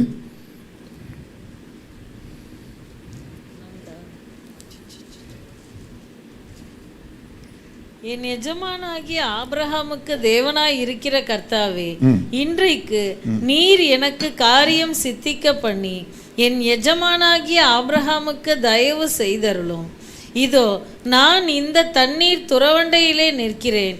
இந்த ஊராருடைய பெண்கள் தண்ணீர் மொள்ள புறப்பட்டு வருவார்களே, நான் குடிக்க உன் குடத்தை சாய்க்க வேண்டும் என்று நான் சொல்லும்போது குடி என்றும் உன் ஒட்டகங்களும் குடிக்கும்படி வார்ப்பேன் என்றும் சொல்லும் பெண் எவளோ அவளே நீர் உம்முடைய ஊழியக்காரனாகிய ஈசாக்குக்கு நியமித்தவளாய் இருக்கவும் என் எஜமானுக்கு அனுக்கிரகம் செய்தீர் என்று நான் அதனாலே அறியவும் செய்தருளும் என்றான்.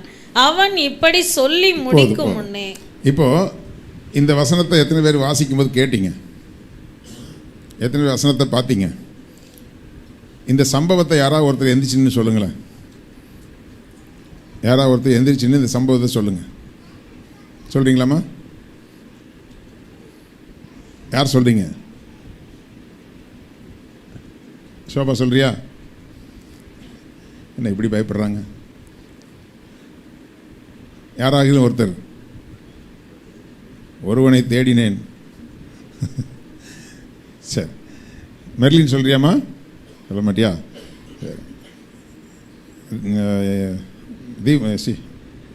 திவ்யா சொல்லு, எந்திரி, அந்த சம்பவத்தை சொல்லு. எதை கட்டாயம், இங்கெல்லாம் கட்டாயம் மதமாற்றமாகி போச்சு. அதுக்கப்புறம் பாருங்கள், ஒரு வெண்கல குரலோட என் மகன் ஆட்ரியன் சொல்லுவான் பாருங்க. இப்போ சொல்லு, இந்த சம்பவம் என்ன?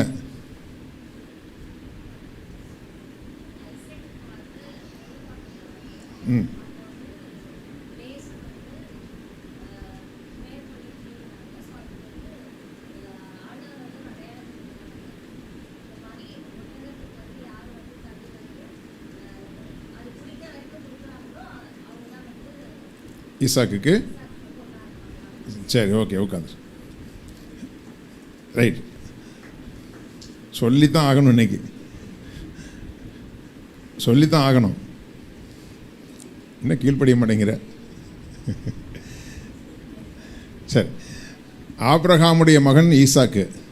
ஈசாக்குடைய மகனுக்கு பொண்ணு பார்க்கறதுக்கு ஆபிரகாம் தன் வேலைக்காரரை அனுப்புகிறார். ஹல்லேலூயா. என்னுடைய வாழ்க்கையில் பெரிய சவாலே என்ன அப்படின்னு சொன்னால், எந்த ஒரு எஜமானும் தன் மகனுக்கு பொண்ணு பார்க்க வேலைக்காரனை அனுப்பவே மாட்டாங்க. கரெக்டா? ஏன் ஆபிரகாம் விசுவாசிகளின் தகப்பனானான் அப்படின்னு சொன்னால், அதுதான் அவனுடைய விசுவாசம். ஹல்லேலூயா. யாராவது உங்கள் வீட்டில் வேலை செய்கிற வேலைக்காரி அம்மாவை கூப்பிட்டு, என் பையனுக்கு ஒரு பொண்ணு பார்க்கணுமா, எப்படியாவது ஒரு பொண்ணு பார்த்து சொல்லுமா அப்படின்னு சொல்லுவீங்களா? சொல்லுவாங்களா? எனக்கு தெரிஞ்ச வரைக்கும் சொல்ல மாட்டாங்க. யாருக்கு சொல்லுவாங்கன்னா, தன்னுடைய அந்தஸ்துக்கு மேலே உள்ளவங்க, அட்லீஸ்ட் ஈக்குவலாக இருக்கக்கூடியவங்களுக்கு சொல்லுவாங்க. நானே ஒருத்தருக்கு ஒரு பையனை சொன்னேன், அவங்களுடைய பொண்ணுக்கு சொன்னேன். எனக்கு நல்லா பழகிக்கிட்டு இருக்கிற ஒருத்தருடைய பொண்ணுக்கு இந்த மாதிரி ஒரு பையன் இருக்கிறான் பாருங்க ஐயான்னு சொன்னேன். உண்மையாகவே அவரை விட நான் கொஞ்சம் அந்தஸ்தில் குறைவான ஆள். அவர் அதை பற்றி பெருசாகவே எடுத்துக்கல. அதுக்கப்புறம் 6 மாதம் கழித்து ஒருத்தர் சொன்னார், இந்த மாதிரி அவருக்கு பொண்ணுக்கு வந்து மாப்பிள்ளை பார்த்துட்டாங்க. அப்போ யார் பையன் அப்படின்னு கேட்டால், நான் யாரை சொன்னேனோ அவங்கள தான் சொல்லியிருக்காங்க. சொன்ன ஆளுடைய அந்தஸ்து மேலே. புரியுதா? அதுக்கப்புறம் நான் வந்து சொன்னேன், ஐயா நான் சொன்னது இதைத்தான் சொன்னேன் அப்படின்னு. அப்படியா, 2 சாட்சியினால் உறுதிப்பட்டதுன்னு சொல்லி சந்தோஷப்பட்டார். ஆனால் முதல்ல சொல்லும்போது அவரை விட நான் கொஞ்சம் அந்தஸ்தில் கீழே இருந்ததுனால நான் சொன்னதை அவர் எடுத்துக்கல. இது என் வாழ்க்கையில் நடந்த ஒரு சம்பவம். அப்படி இருக்க ஆபிரகாம் வந்து பெரிய செல்வ இருக்கிறார். அவர் தன்னுடைய வேலைக்காரனை அனுப்பி விடுறாருன்னு சொன்னால் ஒரே ஒரு நம்பிக்கை, என்னுடைய குமாரனுக்கு எந்த கொம்பம் வந்தாலும் தேவ சித்தம் இல்லாமல் ஒரு பிள்ளையை யாராலையும் கொண்டு வர முடியாதுங்கிறது அவனுடைய விசுவாசம். அல்லேலூயா. அதாவது என் தாசனாகிய ஆபிரகாமே, என்னுடைய சிநேகிதனாகிய ஆபிரகாமின் சந்ததியே. அது வார்த்தை ரொம்ப வாசிக்கும் போதே புல்லரிக்கும் அப்படியே. அல்லேலூயா. என் சிநேகிதனாகிய ஆபிரகாமின் சந்ததியே. ஆண்டவர் வந்து அவனை தன்னுடைய தாசனாக மட்டும் பார்க்கல, தன்னுடைய ஃப்ரெண்டாக பார்த்தார். அதுதான் ஆபிரகாமுக்கும் தேவனுக்கும் இருந்ததான உறவு. அல்லேலூயா. இப்போ அந்த உறவு தான் அவனுக்கு தெரியும். நான் போய் இனிமேல் எனக்கு வயசாகிடுச்சு, இனிமேல் நான் போய் அவ்வளோ தூரம் அலைஞ்சலாம் என் பையனுக்கு தேட வேண்டிய அவசியம் இல்லை. எவன் போனாலும் தேவ சித்தத்தின்படியான ஆளை தேவன் கொண்டு வருவார். இப்போது போய் பார்த்துட்டு வந்து, ஐயா இந்த மாதிரி ஒரு ஆளை நான் பார்த்துருக்கேன், அது ஓகே தானா, இல்லை கொஞ்சம் கலர் கம்மியாக இருக்குது, இது பரவாயில்லையா, இன்னும் கொஞ்சம் கலர் ஏற்றி கொண்டு வரணுமா? அதான் நம்ம இப்போ தான் கலர் ஏற்றுறதுக்கு தனியாக பெயிண்டிங் ஷாப்லாம் வச்சுருக்காங்களே இல்லையா? கல்யாணத்துக்கு பொண்ணை பார்க்கும்போது பார்த்திங்கன்னா கல்யாணத்தன்னைக்கு பொண்ணு வேறு மாதிரி இருக்குது. ஐயோ இது இன்னார் பொண்ணுக்குள்ள கல்யாணம்னு சொன்னாங்க, வேறு பொண்ணு மாதிரி இருக்குதுன்னு யோசிக்கிற அளவுக்கு மாற்றிடுறாங்க, மறுரூபம் ஆக்கிடுறாங்க. அதெல்லாம் அவனுக்கு கவலையே கிடையாது. புரியுதா?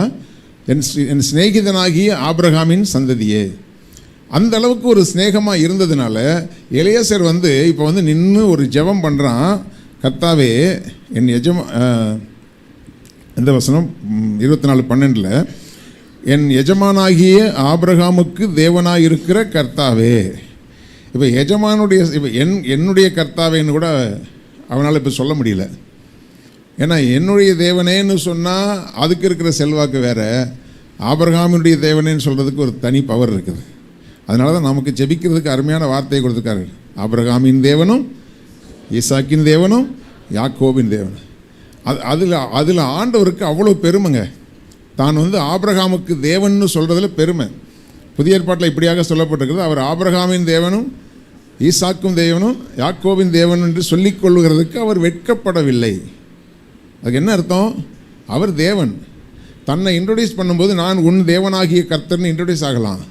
இல்லை, ஆபிரகாமின் தேவன் சொல்லிக்கிறதுல அவருக்கு ஒரு சந்தோஷம், அவருக்கு வெட்கம் கிடையாது. அல்லேலூயா. தன்னை விட தாழ்வாக இருக்கிறவங்களுக்கு ரிலேஷன் சொல்லிக்கிறதுல யாருக்குமே சந்தோஷம் இருக்காது, உண்மை தானே? ஆனால் ஆண்டவருக்கு ஆபிரகாமின் தேவன் சொல்லிக்கிறதுல ஒரு பெரிய சந்தோஷம். அதனால தான் இவன் ஜெபம் பண்ணும்போதே ஒரு வார்த்தையை போடுறான், என் எஜமானாகி ஆபிரகாமுக்கு தேவனாக இருக்கிற கர்த்தாவே, இன்றைக்கு நீர் எனக்கு செய்கிற காரியம் சித்திக்க பண்ணி என் எஜமானாகி ஆபிரகாமுக்கு தயவு செய்தலும். இதோ நான் இந்த துறவண்டையில் போய் ஆண்டவரை நான் கேட்பேன், தாகத்துக்கும் என் தண்ணி கொடுமான்னு கேட்பேன். அந்த பொண்ணு என்ன சொல்லணும்? உமக்கும் நான் குடிக்கிறதுக்கு வார்ப்பேன், ஒட்டகங்களுக்கும் வார்ப்பேன். ஒரு வேளை ஒரு பாட்டி வந்து சொல்லுதுன்னு வச்சுக்கோங்களேன், இதே வார்த்தையை, ஐயா ரொம்ப தூரத்துலேருந்து வந்திருக்கீங்க ஐயா, நான் உங்களுக்கும் தண்ணி கொடுக்குறேன், உங்கள் ஒட்டகங்களுக்கும் தண்ணி கொடுக்குறேன்னு ஒரு பாட்டி சொல்லியிருந்தால் என்ன ஆயிருக்கும்? என்ன டேனியல், அப்படிப்பட்ட ஆளை கல்யாணம் பண்ணுவியா? எலியாசரை அடிச்சே கொண்டு போடுவாங்க இல்லையா? இங்கே தாங்க அந்த விசுவாசம் உள்ள ஜெபம் அங்கே கிரியை செய்யுதுங்க. எத்தனை பேர் இந்த இந்த வசனத்துடைய ஆழத்தை நீங்கள் எத்தனை பேர் புரிஞ்சுக்கிறீங்கன்னு எனக்கு தெரில. அவன் ஆபிரகாம் பேரை சொன்ன உடனேயே ஆண்டவர் அங்கே அவுட்டு. புரியுதா உங்களுக்கு? அவ்வளவு சந்தோஷம் இருக்குது. அதுக்கு பிறகு இப்படி கேட்பேன், அவர் சொல்கிறாரு, இப்படி சொல்லும் பெண் எவ்வளோ, இப்படி சொல்லும் பெண் எவ்வளோ, 40 வயசோ 50 வயசோ அதெல்லாம் பிரச்சனை இல்லை, எப்படியோ நான் ஜெபம் பண்ணுறேன் வந்து சொல்கிற ஆள் தான் என் எஜமானுக்கு சரியான ஆளாக இருக்கணும் அப்படிங்கிறதுல அவன் தீர்மானமாக இருந்தால் அவனுக்கு தெரியும், நான் ஜெபம் பண்ணுனா நிச்சயமாக எனக்கு சரியானது தான் ஆண்டவர் கொண்டு வருவாருங்கிறது அவனுடைய ஆசீர்வாதம், அவனுடைய விசுவாசம். அல்லேலூயா. அதுக்கு தான் சொல்கிறாரு, கொஞ்சம் உட்காந்து ஜெபம் பண்ணுங்கிறார். உங்களுக்கு எது சரியோ, எது நன்மையோ, எது செம்மையோ அதை கர்த்தர் உங்களுடைய வாழ்க்கையில் வாய்க்க பண்ணுவார். அதுக்கு தான் நீங்கள் உட்காருங்கன்றார் ஆண்டவர். அல்லேலூயா. இந்த வருஷத்தில் எத்தனை பேர் தீர்மானம் பண்ணியிருக்கீங்க? தேவ சமூகத்தில் அதுக்குன்னு நான் டைம் எடுத்து உட்காந்து நான் ஜெபம் பண்ணுவேன். எத்தனை பேர் முடிவு பண்ணியிருக்கீங்க? நேரத்தை ஃபிக்ஸ் பண்ணிட்டீங்களா? எந்த நேரங்கிறதையும் ஃபிக்ஸ் பண்ணி தலையாடிட்டு கையாடிட்டு போயிடக்கூடாது. எந்த டைம் அப்படிங்கிறதுல ஒரு வேளை தவிர்க்கவே முடியாமல் அந்த டைம் மாறிச்சுன்னா அந்த நாளில் நீங்கள் வேற ஒரு டைமை ஃபிக்ஸ் பண்ணிடுங்க. செஞ்சு பாருங்கள், நடக்குதா இல்லையான்னு பாருங்கள். அல்லேலூயா. சரி, அப்போ அப்படிப்பட்ட விசுவாசமாய் ஜெபித்தவன் தான் எலியேசர். அடுத்தது ஒருத்தனுக்கு ஒரு பயங்கர ஷாக்கான ஒரு நியூஸ் வருது. இதோட நான் முடிச்சிடுவேன்னு நம்புகிறேன். 2 ராஜாக்கள் 20வது அதிகாரத்தில் எசேக்கியா ராஜாவுக்கு ஒரு காரியம் வருகிறது. 20வது அதிகாரம் எடுத்துக்கோங்க. 2 ராஜாக்கள் 20வது அதிகாரத்தில் முதல் வசனத்திலிருந்து வாசிங்க. சரி, நானே வாசிக்கிறேன், நமக்கு நேரம் ஆயிடுச்சு. அந்நாட்களில் எசேக்கியா வியாதிப்பட்டு மரணத்துக்கு ஏதுவாயிருந்தான்.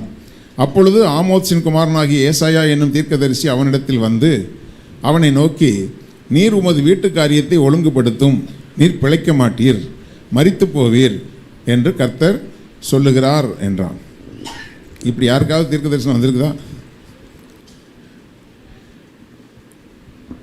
தலைவலி ஜுரம்னு நீங்கள் டாக்டர்கிட்ட போகிறீங்க. டாக்டர் சொல்கிறாரு, நீ வீட்டு காரியத்தை ஒழுங்குபடுத்து, நீ பிழைக்க மாட்ட, மரித்து போவேன்னு சொன்னால் என்ன நடக்கும் பாருங்கள். அதாவது இந்த வார்த்தை வந்து சாதாரண வார்த்தை கிடையாது. இப்போது சொன்னது யார்? கள்ள தீர்க்கதரிசி கிடையாது.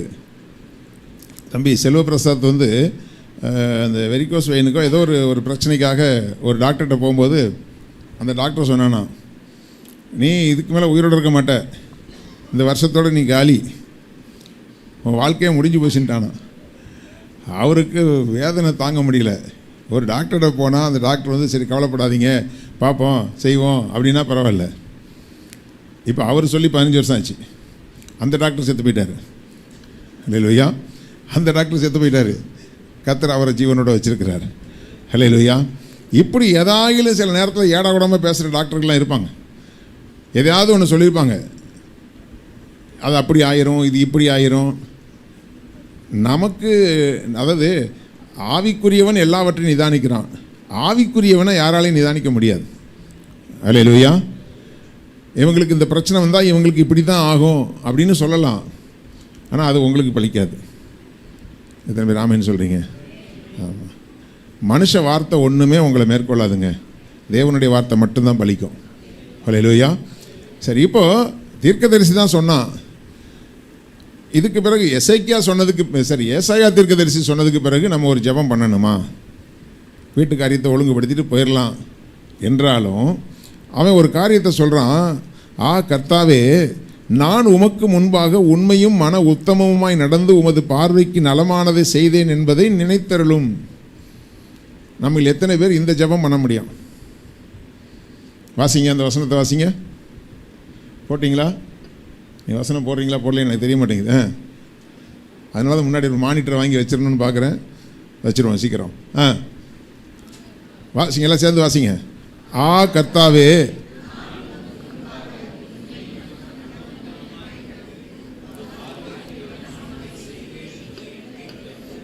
ஏசாயா கிட்ட சொல்லலை, ஆண்டவர்கிட்டயே சொல்கிறாரு.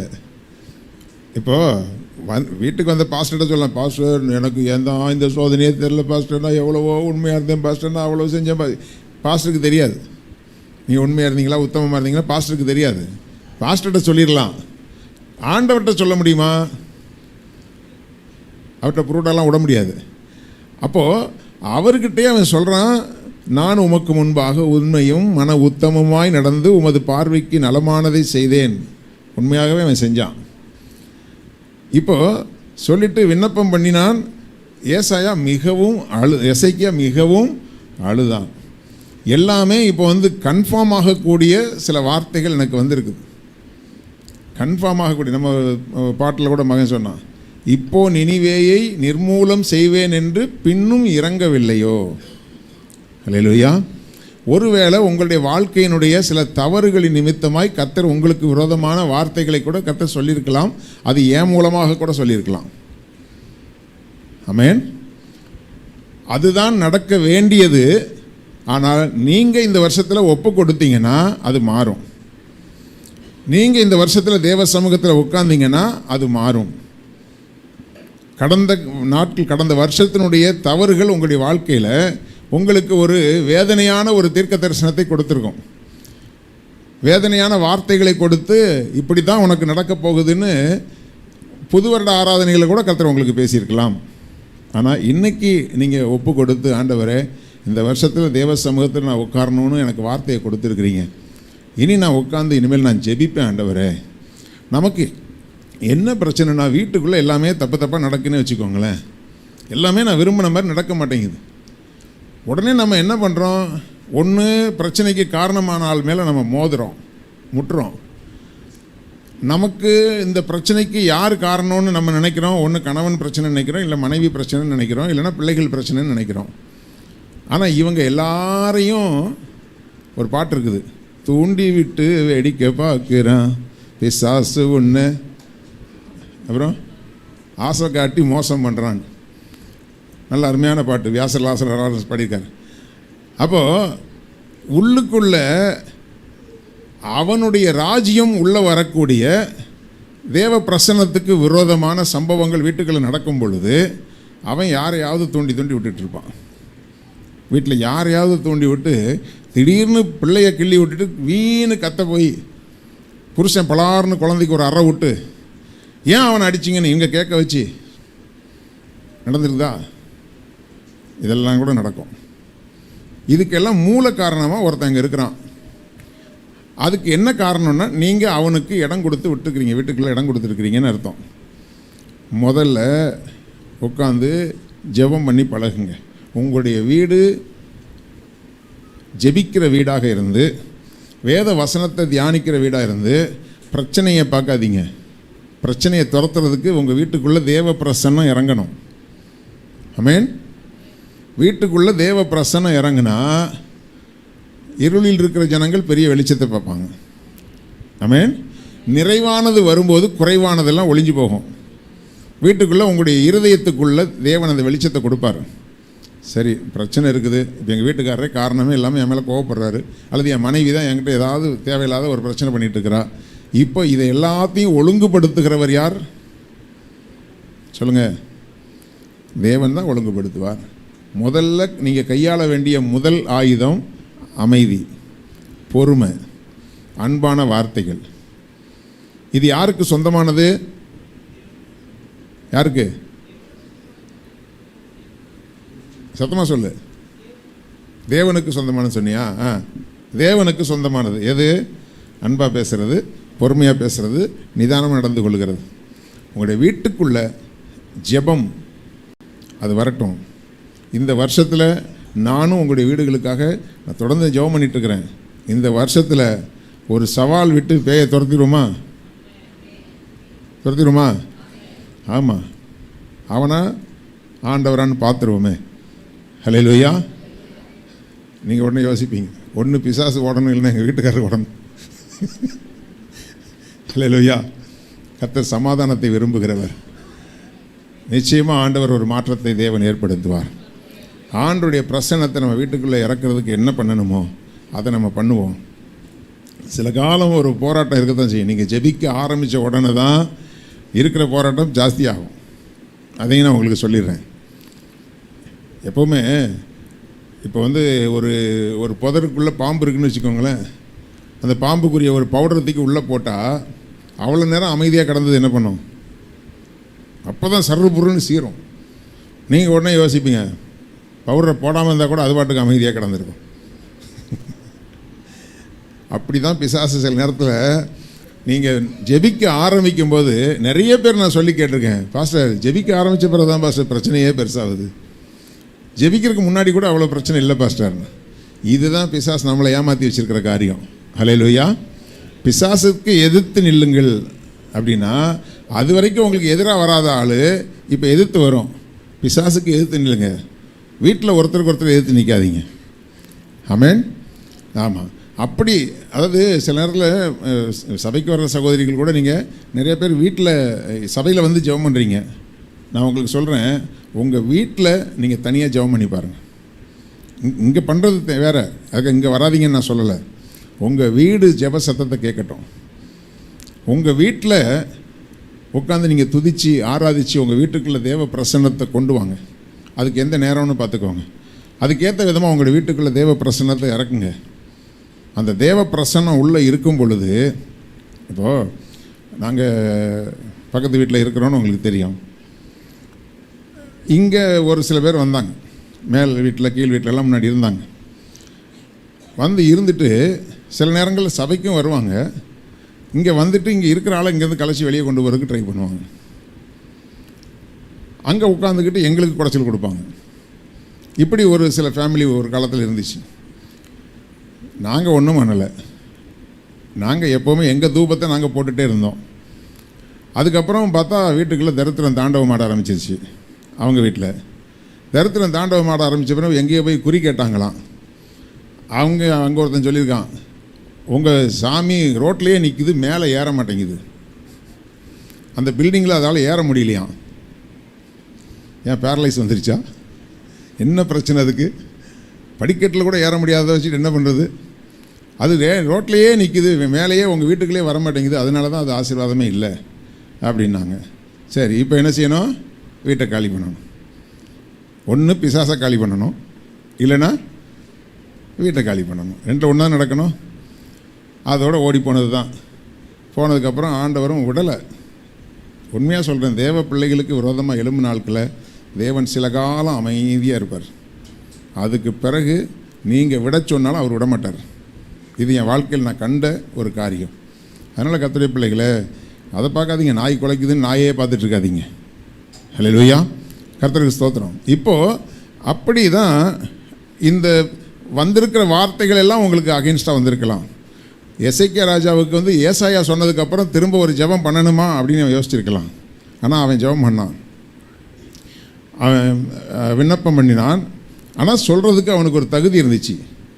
உமக்கு முன்பாக உத்தமமும் மன உத்தமமாய் நான் நடந்தேன், உமது பார்வைக்கு நலமானதை தான் ஆண்டவரை செஞ்சேன், ஒரு தீமையானதை கூட நான் செய்யலை. உங்கள் மேலே நான் அவ்வளோ அன்பு வச்சு எவ்வளவோ காரியங்களை அவன் ஆட்சிக்கு வந்ததுக்கப்புறம் எல்லாத்தையும் மாற்றினான். அப்படிலாம் இருந்த பொழுது எனக்கு ஏன் ஆண்டவரை எதை அனுமதிச்சிங்கன்னு அவன் அழுத பொழுது ஏசாயா தீர்க்க தரிசனம் சொல்லிவிட்டு ஏசாயா பாதி முற்றத்தை விட்டு அப்புறம் போகிறதற்கு முன்னே ஆண்டவரால் பதில் கொடுக்காமல் இருக்கவே முடியல. அல்லேலூயா. நீங்கள் அப்படி ஆண்டவரை நேசிச்சிட்டிங்கன்னா உங்களுக்காக கிரியை செய்யாமல் அவரால் இருக்கவே முடியாது. அல்லேலூயா. இதெல்லாம் கேட்குறதுக்கு நல்லா இருக்குதுன்னு நினைக்கிறீங்களா? இது சத்தியம். நீங்கள் அவரை உண்மையாக நேசிச்சிட்டிங்கன்னா உங்களுக்கு நன்மை செய்யாமல் அவரால் இருக்கவே முடியாது. பாதி முற்றத்தை அப்புறம் போகிறதுக்கு முன்னாடி இவன் போட்ட தூபத்தில் ஆண்டவருக்கு பரலோகத்தில் நீ உட்கார முடியல. ஏய் இங்கே வா, திரும்பி போ, நீ பாட்டுக்கு தீர்க்க சொல்லிட்டு போயிட்ட, அவன் என்ன விட மாட்டேங்கிறான், போ சொல்லிட்டு. அது அந்த வார்த்தை ரொம்ப அழகாக இருக்குது பாருங்க. கர்த்தருடைய வார்த்தை அவனுக்கு உண்டாகி அவன் சொன்னது, நீ திரும்பி போய் என் ஜனத்தின் அதிபதியாகிய எசேக்கியாவை நோக்கி. எசேக்கியாவை நோக்கி இல்லை, என் ஜனத்துக்கு அவன் அதிபதி. அதில் ஒரு சந்தோஷம் பாருங்கள். எப்போவுமே சில விஷயத்தை சொல்லும்போது அதில் ஒரு சந்தோஷம் இருக்கும். புரியுதா? இப்போ சில பேர் சொல்லுவாங்க, ஒன்று என் மகன்னு சொல்லணுமாக்கும், எனக்கு ஒன்று சொந்தக்காரன் சொல்லிக்கிறதுக்கே அசிங்கமாக இருக்கடான்னு சொல்லக்கூடிய அளவுக்கு சில நேரத்தில் அவங்களுடைய கிரியைகள் இருக்கும். ஆனால் ஆண்டவர் எல்லாருக்கும் இந்த வார்த்தைகளை சொல்கிறது கிடையாது. எசேக்கியாவுக்கு சொன்னார், என் ஜனத்தின் அதிபதியாகி எசேக்கியாவை நோக்கி, உன் தகப்பனாகிய தாவீதின் தேவனாய் இருக்கிற கர்த்தர் சொல்லுகிறது என்னவென்றால், யாரெல்லாம் வம்புக்களுக்காரு பாருங்க. அல்லேலூயா. சொல்லணும், ஐயா டேனியல் அமீது ஐயாவுடைய தேவனாக இருக்கிற நான் அப்படின்னு சொல்லணும் ஆண்டவர். அல்லேலூயா. சொல்லிட்டு தான் இருப்பார், நான் நம்புகிறேன். அல்லேலூயா. ஆமாம், நான் எப்போவுமே ஆபிரகாமின் தேவனும் ஈசாக்கின் தேவனும் யாக்கோபின் தேவனும் என்னுடைய தேவனுமாக இருக்கிற என் கர்த்தாவே. அல்லேலூயா. இப்போது என் ஜனத்தின் அதிபதி தாவீதின் தேவனாயிருக்கிற கர்த்தர் சொல்லுகிறது என்னவென்றால், உன் விண்ணப்பத்தை கேட்டேன், உன் கண்ணீரை கண்டேன், இதோ நான் உன்னை குணமாக்குவேன், 3ஆம் நாளிலே நீ கர்த்தருடைய ஆலயத்துக்கு போவாய். எந்திரிக்கவே முடியாமல் ஒருத்தன் கிடக்கிறான். நீ செத்து போவேன்னு தீர்க்க தரிசனம் வந்துருச்சு. இப்போ அவன் அழுது கண்ணீரோடு ஜெபிச்ச ஜெபத்தில், மகனை கவலைப்படாத, உன் கண்ணீரை நான் கண்டேன், நான் உன்னை குணமாக்குவேன், இன்னும் 3ஆவது நாள் நீ ஆலயத்தில் போய் என்ன செய்வேன், விடுதலையோடு என்னை ஆராதிப்பாய் என்று ஆண்டவர் தீர்க்க தரிசனம் உரைத்தார். கர்த்தருடைய பிள்ளைகளை, எல்லாமே எதிராக இருந்தாலும் சரி, கர்த்தருடைய வார்த்தையை நீங்கள் விசுவாசிச்சிங்கன்னா ஆண்டவர் உங்களுக்கு அற்புதத்தை செய்வார். அவரோடு நீங்கள் உறவாடினீங்கன்னா கர்த்தர் அற்புதத்தை செய்வார். அவர் உங்களுக்கு செவி கொடுக்கிறார் என்கிற விசுவாசத்தோடு நீங்கள் ஜெபம் பண்ணிங்கன்னா கர்த்தர் அற்புதத்தை செய்வார். ஹல்லேலூயா. அவர் ஜெபத்தை கேட்கிறவர். ஹல்லேலூயா. உங்களுக்கு விரோதமாக எத்தனையோ கோபமான வார்த்தைகள் வந்தது உண்மைதான். ஆனாலும் கர்த்தர் அப்படி செய்ய மாட்டார். ஹல்லேலூயா. நீங்கள் மனம் திரும்புகிற பட்சத்தில் நான் சொல்கிறேன், உங்களுக்கு உங்கள் வீட்டுக்குள்ளே தேவ பிரசனம் இறங்குறதுக்கு என்னெல்லாம் செய்யணுமோ அதை செய்யுங்க. உங்களுடைய வீட்டுக்குள் இருக்கக்கூடிய அந்தகாரங்கள் விலகுகிறதுக்கு என்ன செய்யணுமோ அதை செய்யுங்க. கர்த்தர் உங்களுடைய வீட்டுக்குள்ளே அந்த வெளிச்சத்தை கொண்டு வருவார். கொண்டு வரும்போது நீங்கள் எதிர்பாராத அற்புதங்கள்லாம் நடக்கும். சூழ்நிலைகளெல்லாம் அனலைஸ் பண்ணி அப்படியே பார்த்தீங்கன்னா சான்ஸே இல்லைன்னு சொல்லுவீங்க. எனக்கு ரொம்ப சவாலான ஒரு விஷயம், நாபாலை அதாவது நாபால் தாவீதுக்கு விரோதமாக பேசும்பொழுது அபிகாயில் ஒரு வார்த்தை சொல்கிறா, கர்த்தரின் ஆண்டவனுக்கு நிலையான வீட்டை கட்டுவாராக. ஒருவேளை சாப்பாட்டுக்கே நாபால்கிட்ட கேட்டு விட வேண்டிய நிலைமைக்கு அலைந்து திரிகிறான், வனாந்தரத்தில் அலைந்து திரிந்து கொண்டிருக்கிறான். அபிகாயில் என்கிறதான ஒரு குணசாலியான ஒரு ஸ்திரீ சொல்கிறா, கர்த்தரின் ஆண்டவனுக்கு நிலையான வீட்டை கட்டுவாராக. ஹல்லேலூயா.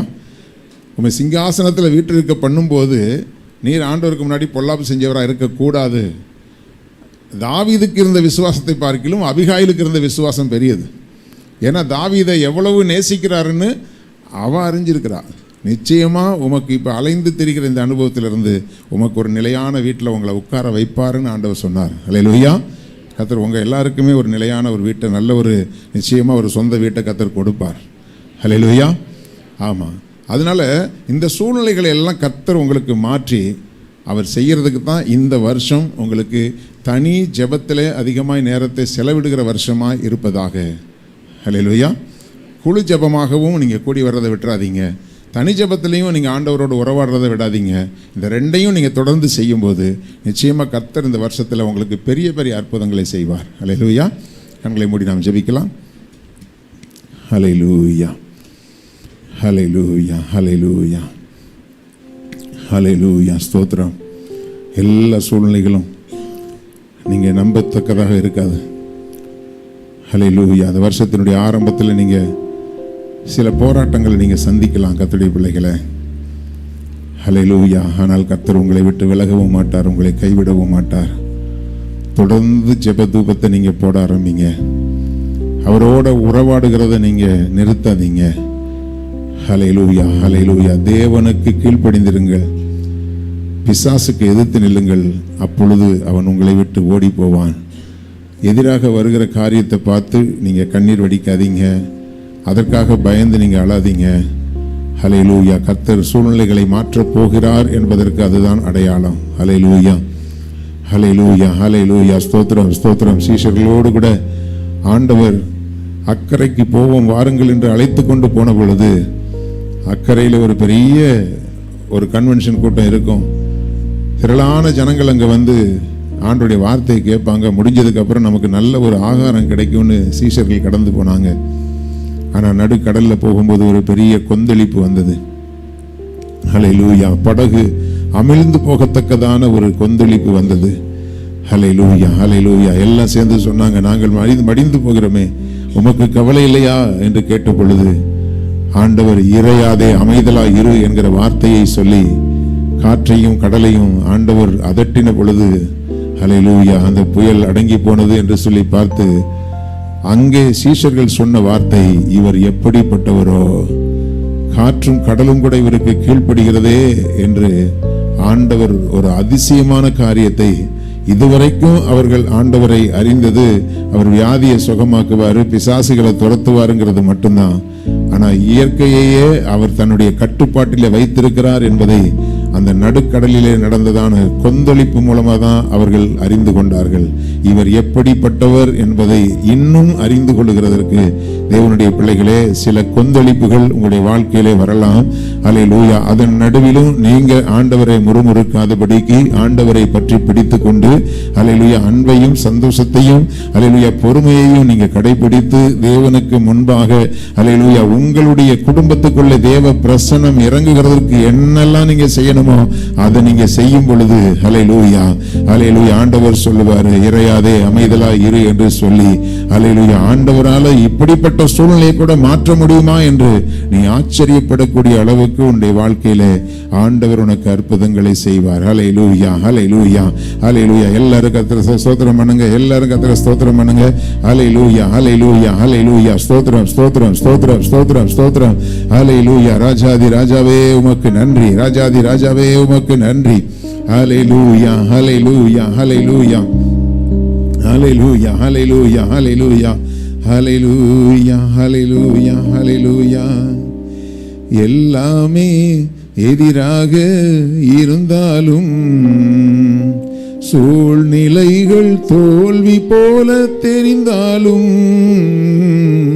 எல்லாமே எதிராக இருந்தாலும் சூழ்நிலைகள் தோல்வி போல தெரிந்தாலும் நான் கர்த்தருக்குள் மகிழ்ச்சியாயிருப்பேன். எல்லாம் எழுந்து நின்று பாடுவோம்.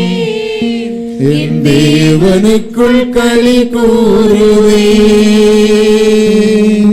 கர்த்தருக்குள் மகிழ்ச்சியாயிருப்பேன், என் தேவனுக்குள் களி கூறுவேன். அத்திமரம் துளிர் விடாமல் போனாலும் திராட்சை செடி பலன் கொடாமல் போனாலும் அத்திமரம் துளிர் விடாமல் போனாலும் திராட்சை செடி பலன் கொடாமல் போனாலும் கர்த்தருக்குள் மகிழ்ச்சியாயிருப்பேன், என் தேவனுக்குள் களி கூறுவேன். கர்த்தருக்குள் மகிழ்ச்சியாயிருப்பேன், என் தேவனுக்குள் களி கூறுவேன்.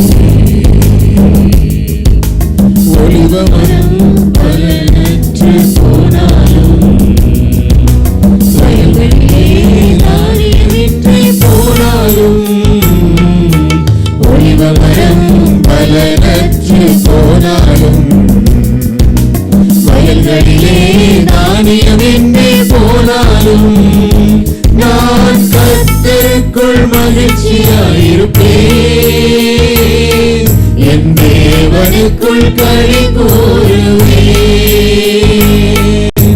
கர்த்தருக்குள் மகிழ்ச்சியாயிருப்பேன், என் தேவனுக்குள் களி கூறுவேன்.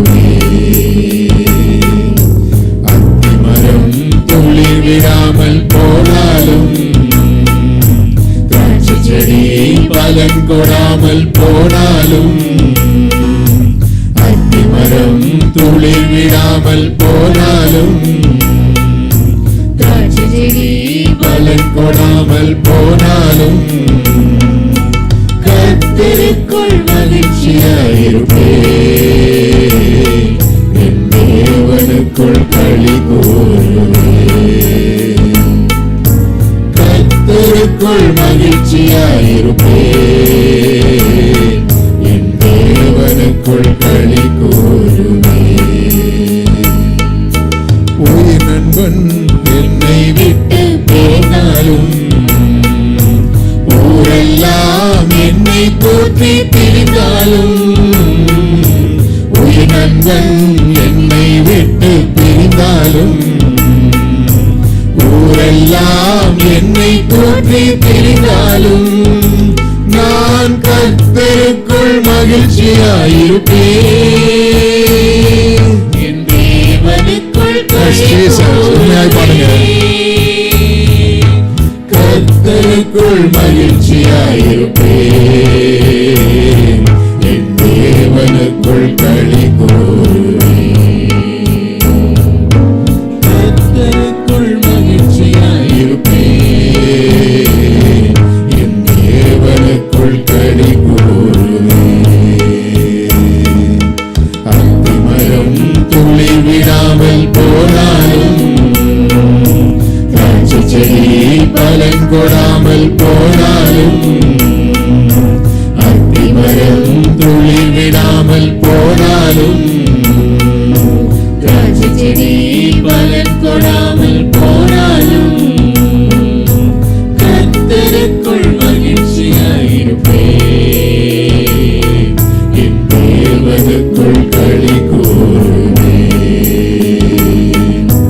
கர்த்தருக்குள் மகிழ்ச்சியாயிருப்பேன், என் தேவனுக்குள் களி கூறுவேன். ஹல்லேலூயா, ஹல்லேலூயா, ஹல்லேலூயா, ஹல்லேலூயா, ஹல்லேலூயா. விசுவாசமுள்ள ஜெபம் பிணியாளியை ரட்சிக்கும் என்று சொன்னது போல, ஹல்லேலூயா, ஹல்லேலூயா. விசுவாசத்தோடு தேவ சமூகத்தில் அமர்ந்திருங்க.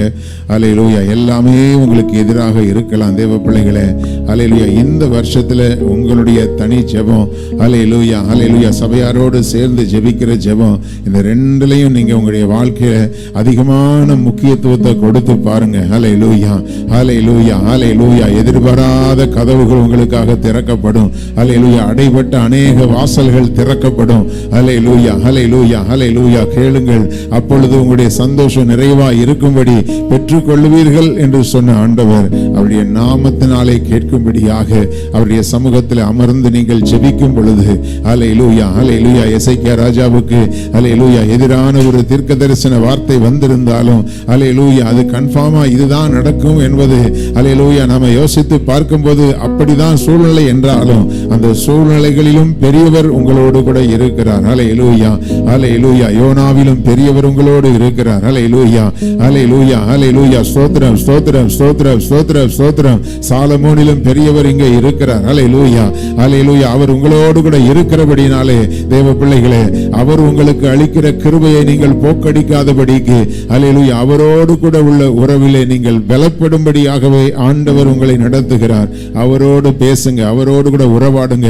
உங்களுடைய இருதயத்தை ஒரு அன்னாளை போல, ஹல்லேலூயா, பெண்ணினால் சொன்ன வார்த்தைக்காக இத்தனை காலங்கள் நீங்கள் கலங்கி கலங்கி அழுதது போதும். ஹல்லேலூயா, ஹல்லேலூயா. தேவனுடைய சமூகத்திலே என் இருதயத்தை ஊற்றினேன் என்று சொல்லி அவள் அங்கே போய் ஊற்றும் பொழுது, ஹல்லேலூயா, ஏலி என்கிறதான கர்த்தருடைய ஊழியக்காரன் அங்கே பார்த்தான். வருஷம் வருஷம் உட்கார்ந்து அவ தன்னுடைய கணவன் பக்கத்துல உட்கார்ந்து அழுகிறது தானே நான் பார்த்திருக்கிறேன். இன்னைக்கு வந்து தேவ சமூகத்துல வந்து முணுமுணுத்து கொண்டிருக்கிறாளே, ஒருவேளை இவள் குடித்திருக்கிறாளோ என்று சொல்லி ஊழியக்காரன் கூட சில நேரங்களில் உங்களை புரிந்து கொள்ளாமல் வார்த்தைகளை சொல்லலாம். ஆனா தேவனுடைய பிள்ளைகளே, ஹல்லேலூயா, நீங்கள் ஆராதிக்கிற தேவன் சர்வ வல்லமை உள்ள தேவன். அவர் உங்களுடைய உள்ளிந்திரியங்களை ஆராய்ந்து அறிந்திருக்கிற தேவன். உங்களுடைய வேதனைகளை, உங்களுடைய கண்ணீரை, ஹல்லேலூயா, கடந்த காலத்தில் நீங்கள் கடந்து போனதான கரடு முரடான பாதைகளை அறிந்திருக்கிற ஆண்டவர். ஹல்லேலூயா, ஹல்லேலூயா. நீங்க கர்த்தர் சொல்ற ஆலோசனைக்கு, வார்த்தைகளுக்கு மட்டும் கீழ்ப்படிந்து, ஹல்லேலூயா, கர்த்தருக்கும் அவருடைய வேத வசனத்துக்கும் தேவனுடைய ஆலயத்துக்கும் ஊழியக்காரருடைய ஆலோசனைகளுக்கும் நீங்க உங்களை ஒப்பு கொடுத்து பாருங்க. இந்த வருஷத்துல உங்களுக்குள் ஏற்படுகிற மாற்றம் உங்களுடைய எதிர்காலத்துக்குரிய நல்ல மாற்றமாய் அது அமையும். உங்களுடைய பிள்ளைகளுடைய எதிர்காலத்துக்கு ஒரு நல்ல மாற்றங்களாய் அது அமையும். ஹல்லேலூயா. கர்த்தருக்குள்ளே நான் உங்களுக்கு புத்தி சொல்லுகிறேன் தேவனுடைய பிள்ளைகளே. ஹல்லேலூயா. நமக்குள் ஏற்படுகிற மாற்றம் தான் தேவன் நமக்கு கிரியை செய்ய எழுந்திருக்கிற காலம் என்பதை புரிந்து கொண்டு, ஆண்டவரே, நாங்கள் எங்களை மாற்றிக்கொள்ள ஆயத்தமாய் இருக்கிறோம். வாயை திறந்து சொல்லுங்க, ஆண்டவரே, எங்களை மாற்றிக்கொள்ள நாங்கள் ஆயத்தமாய் இருக்கிறோம். ஆண்டவரே, உங்களுடைய வசனத்துக்கு ஏற்றபடி எங்களை மாற்றிக்கொள்ள நாங்கள் ஆயத்தமாய் இருக்கிறோம். தகப்பனே, நாங்கள் வலுவாதபடி எங்களை பாதுகாத்து உங்களுடைய ஆலோசனையின்படி எங்களை நடத்தி முடிவிலே மகிமையிலே ஏற்றுக்கொள்ளும்படி எங்களை அர்ப்பணிக்கிறோம். அருமையான பிள்ளைகள் ஒவ்வொருவரையும் தேவன், ஆண்டவரே, நீங்க அறிஞ்சிருக்கீங்கப்பா. கடந்த காலத்தில் பிள்ளைகள் கடந்து போன கண்ணீரான பாதை, வேதனையான பாதைகள் எல்லாவற்றையும் நீர் அறிந்திருக்கிறீர். ஹல்லேலூயா. நீர் என்றென்றைக்கும் கோபம் கொண்டிருக்க மாட்டீர். நீர் மனுபுத்திரரை மனதார சஞ்சலப்படுத்துகிறவர் அல்ல. சஞ்சலப்படுத்தினாலும் மிகுந்த கிருபையோடு இறங்குகிற தேவன். இந்த வருஷத்திலே உங்களுடைய பிள்ளைகள் துன்பத்தை கண்ட வருஷங்களுக்கு சரியாய் உங்களுடைய பிள்ளைகள் மகிழ்ச்சியாகும்படி பிள்ளைகளை நீர் ஆசீர்வதிக்க சித்தம் கொண்டிருக்கிறீர். அதற்கான ஆலோசனைகளை நீர் தந்து கொண்டிருக்கிறீர். இந்த ஆலோசனைப்படி நாங்கள் நடக்க எங்களுக்கு தேவன் பலன் தந்து கிருபை தந்து வழி வழி நடத்துங்க. ஒவ்வொரு பிள்ளைகளையும் அப்படியாக நீங்கள் வழி நடத்தி உருவாக்குங்க. துதியும் கனமும் மகிமையும் உமக்கை செலுத்துகிறோம். இயேசு கிறிஸ்துவின் இன்ப நாமத்தில் ஜெபிக்கிறோம் ஜீவனுள்ள எங்கள் நல்ல பிதாவே. ஆமாம், எல்லாரும் சேர்ந்து சொல்லுவோம். என் ஆத்துமாவே கர்த்தரை ஸ்தோத்திரி, என் முழுவதுமே அவருடைய பரிசுத்த நாமத்தை ஸ்தோத்திரி. என் ஆத்துமாவே கர்த்தரை ஸ்தோத்திரி, கர்த்தர் செய்த சகல உபகாரங்களை மறவாதே. ஆமென். நம்முடைய கர்த்தராகிய இயேசு கிறிஸ்துவினுடைய கிருபையும் பிதாவாகிய தேவனுடைய அன்பும் பரிசுத்த ஆவியானவருடைய அந்நிய ஐக்கியமும் இன்றும் என்றும் சதா காலங்களிலும் அவருடைய வருகை மட்டும் நம் அனைவரோடும் தங்கியிருப்பதாக. ஆமென். ஆமென். ஆண்டவர் உங்களை ஆசீர்வதிப்பார்.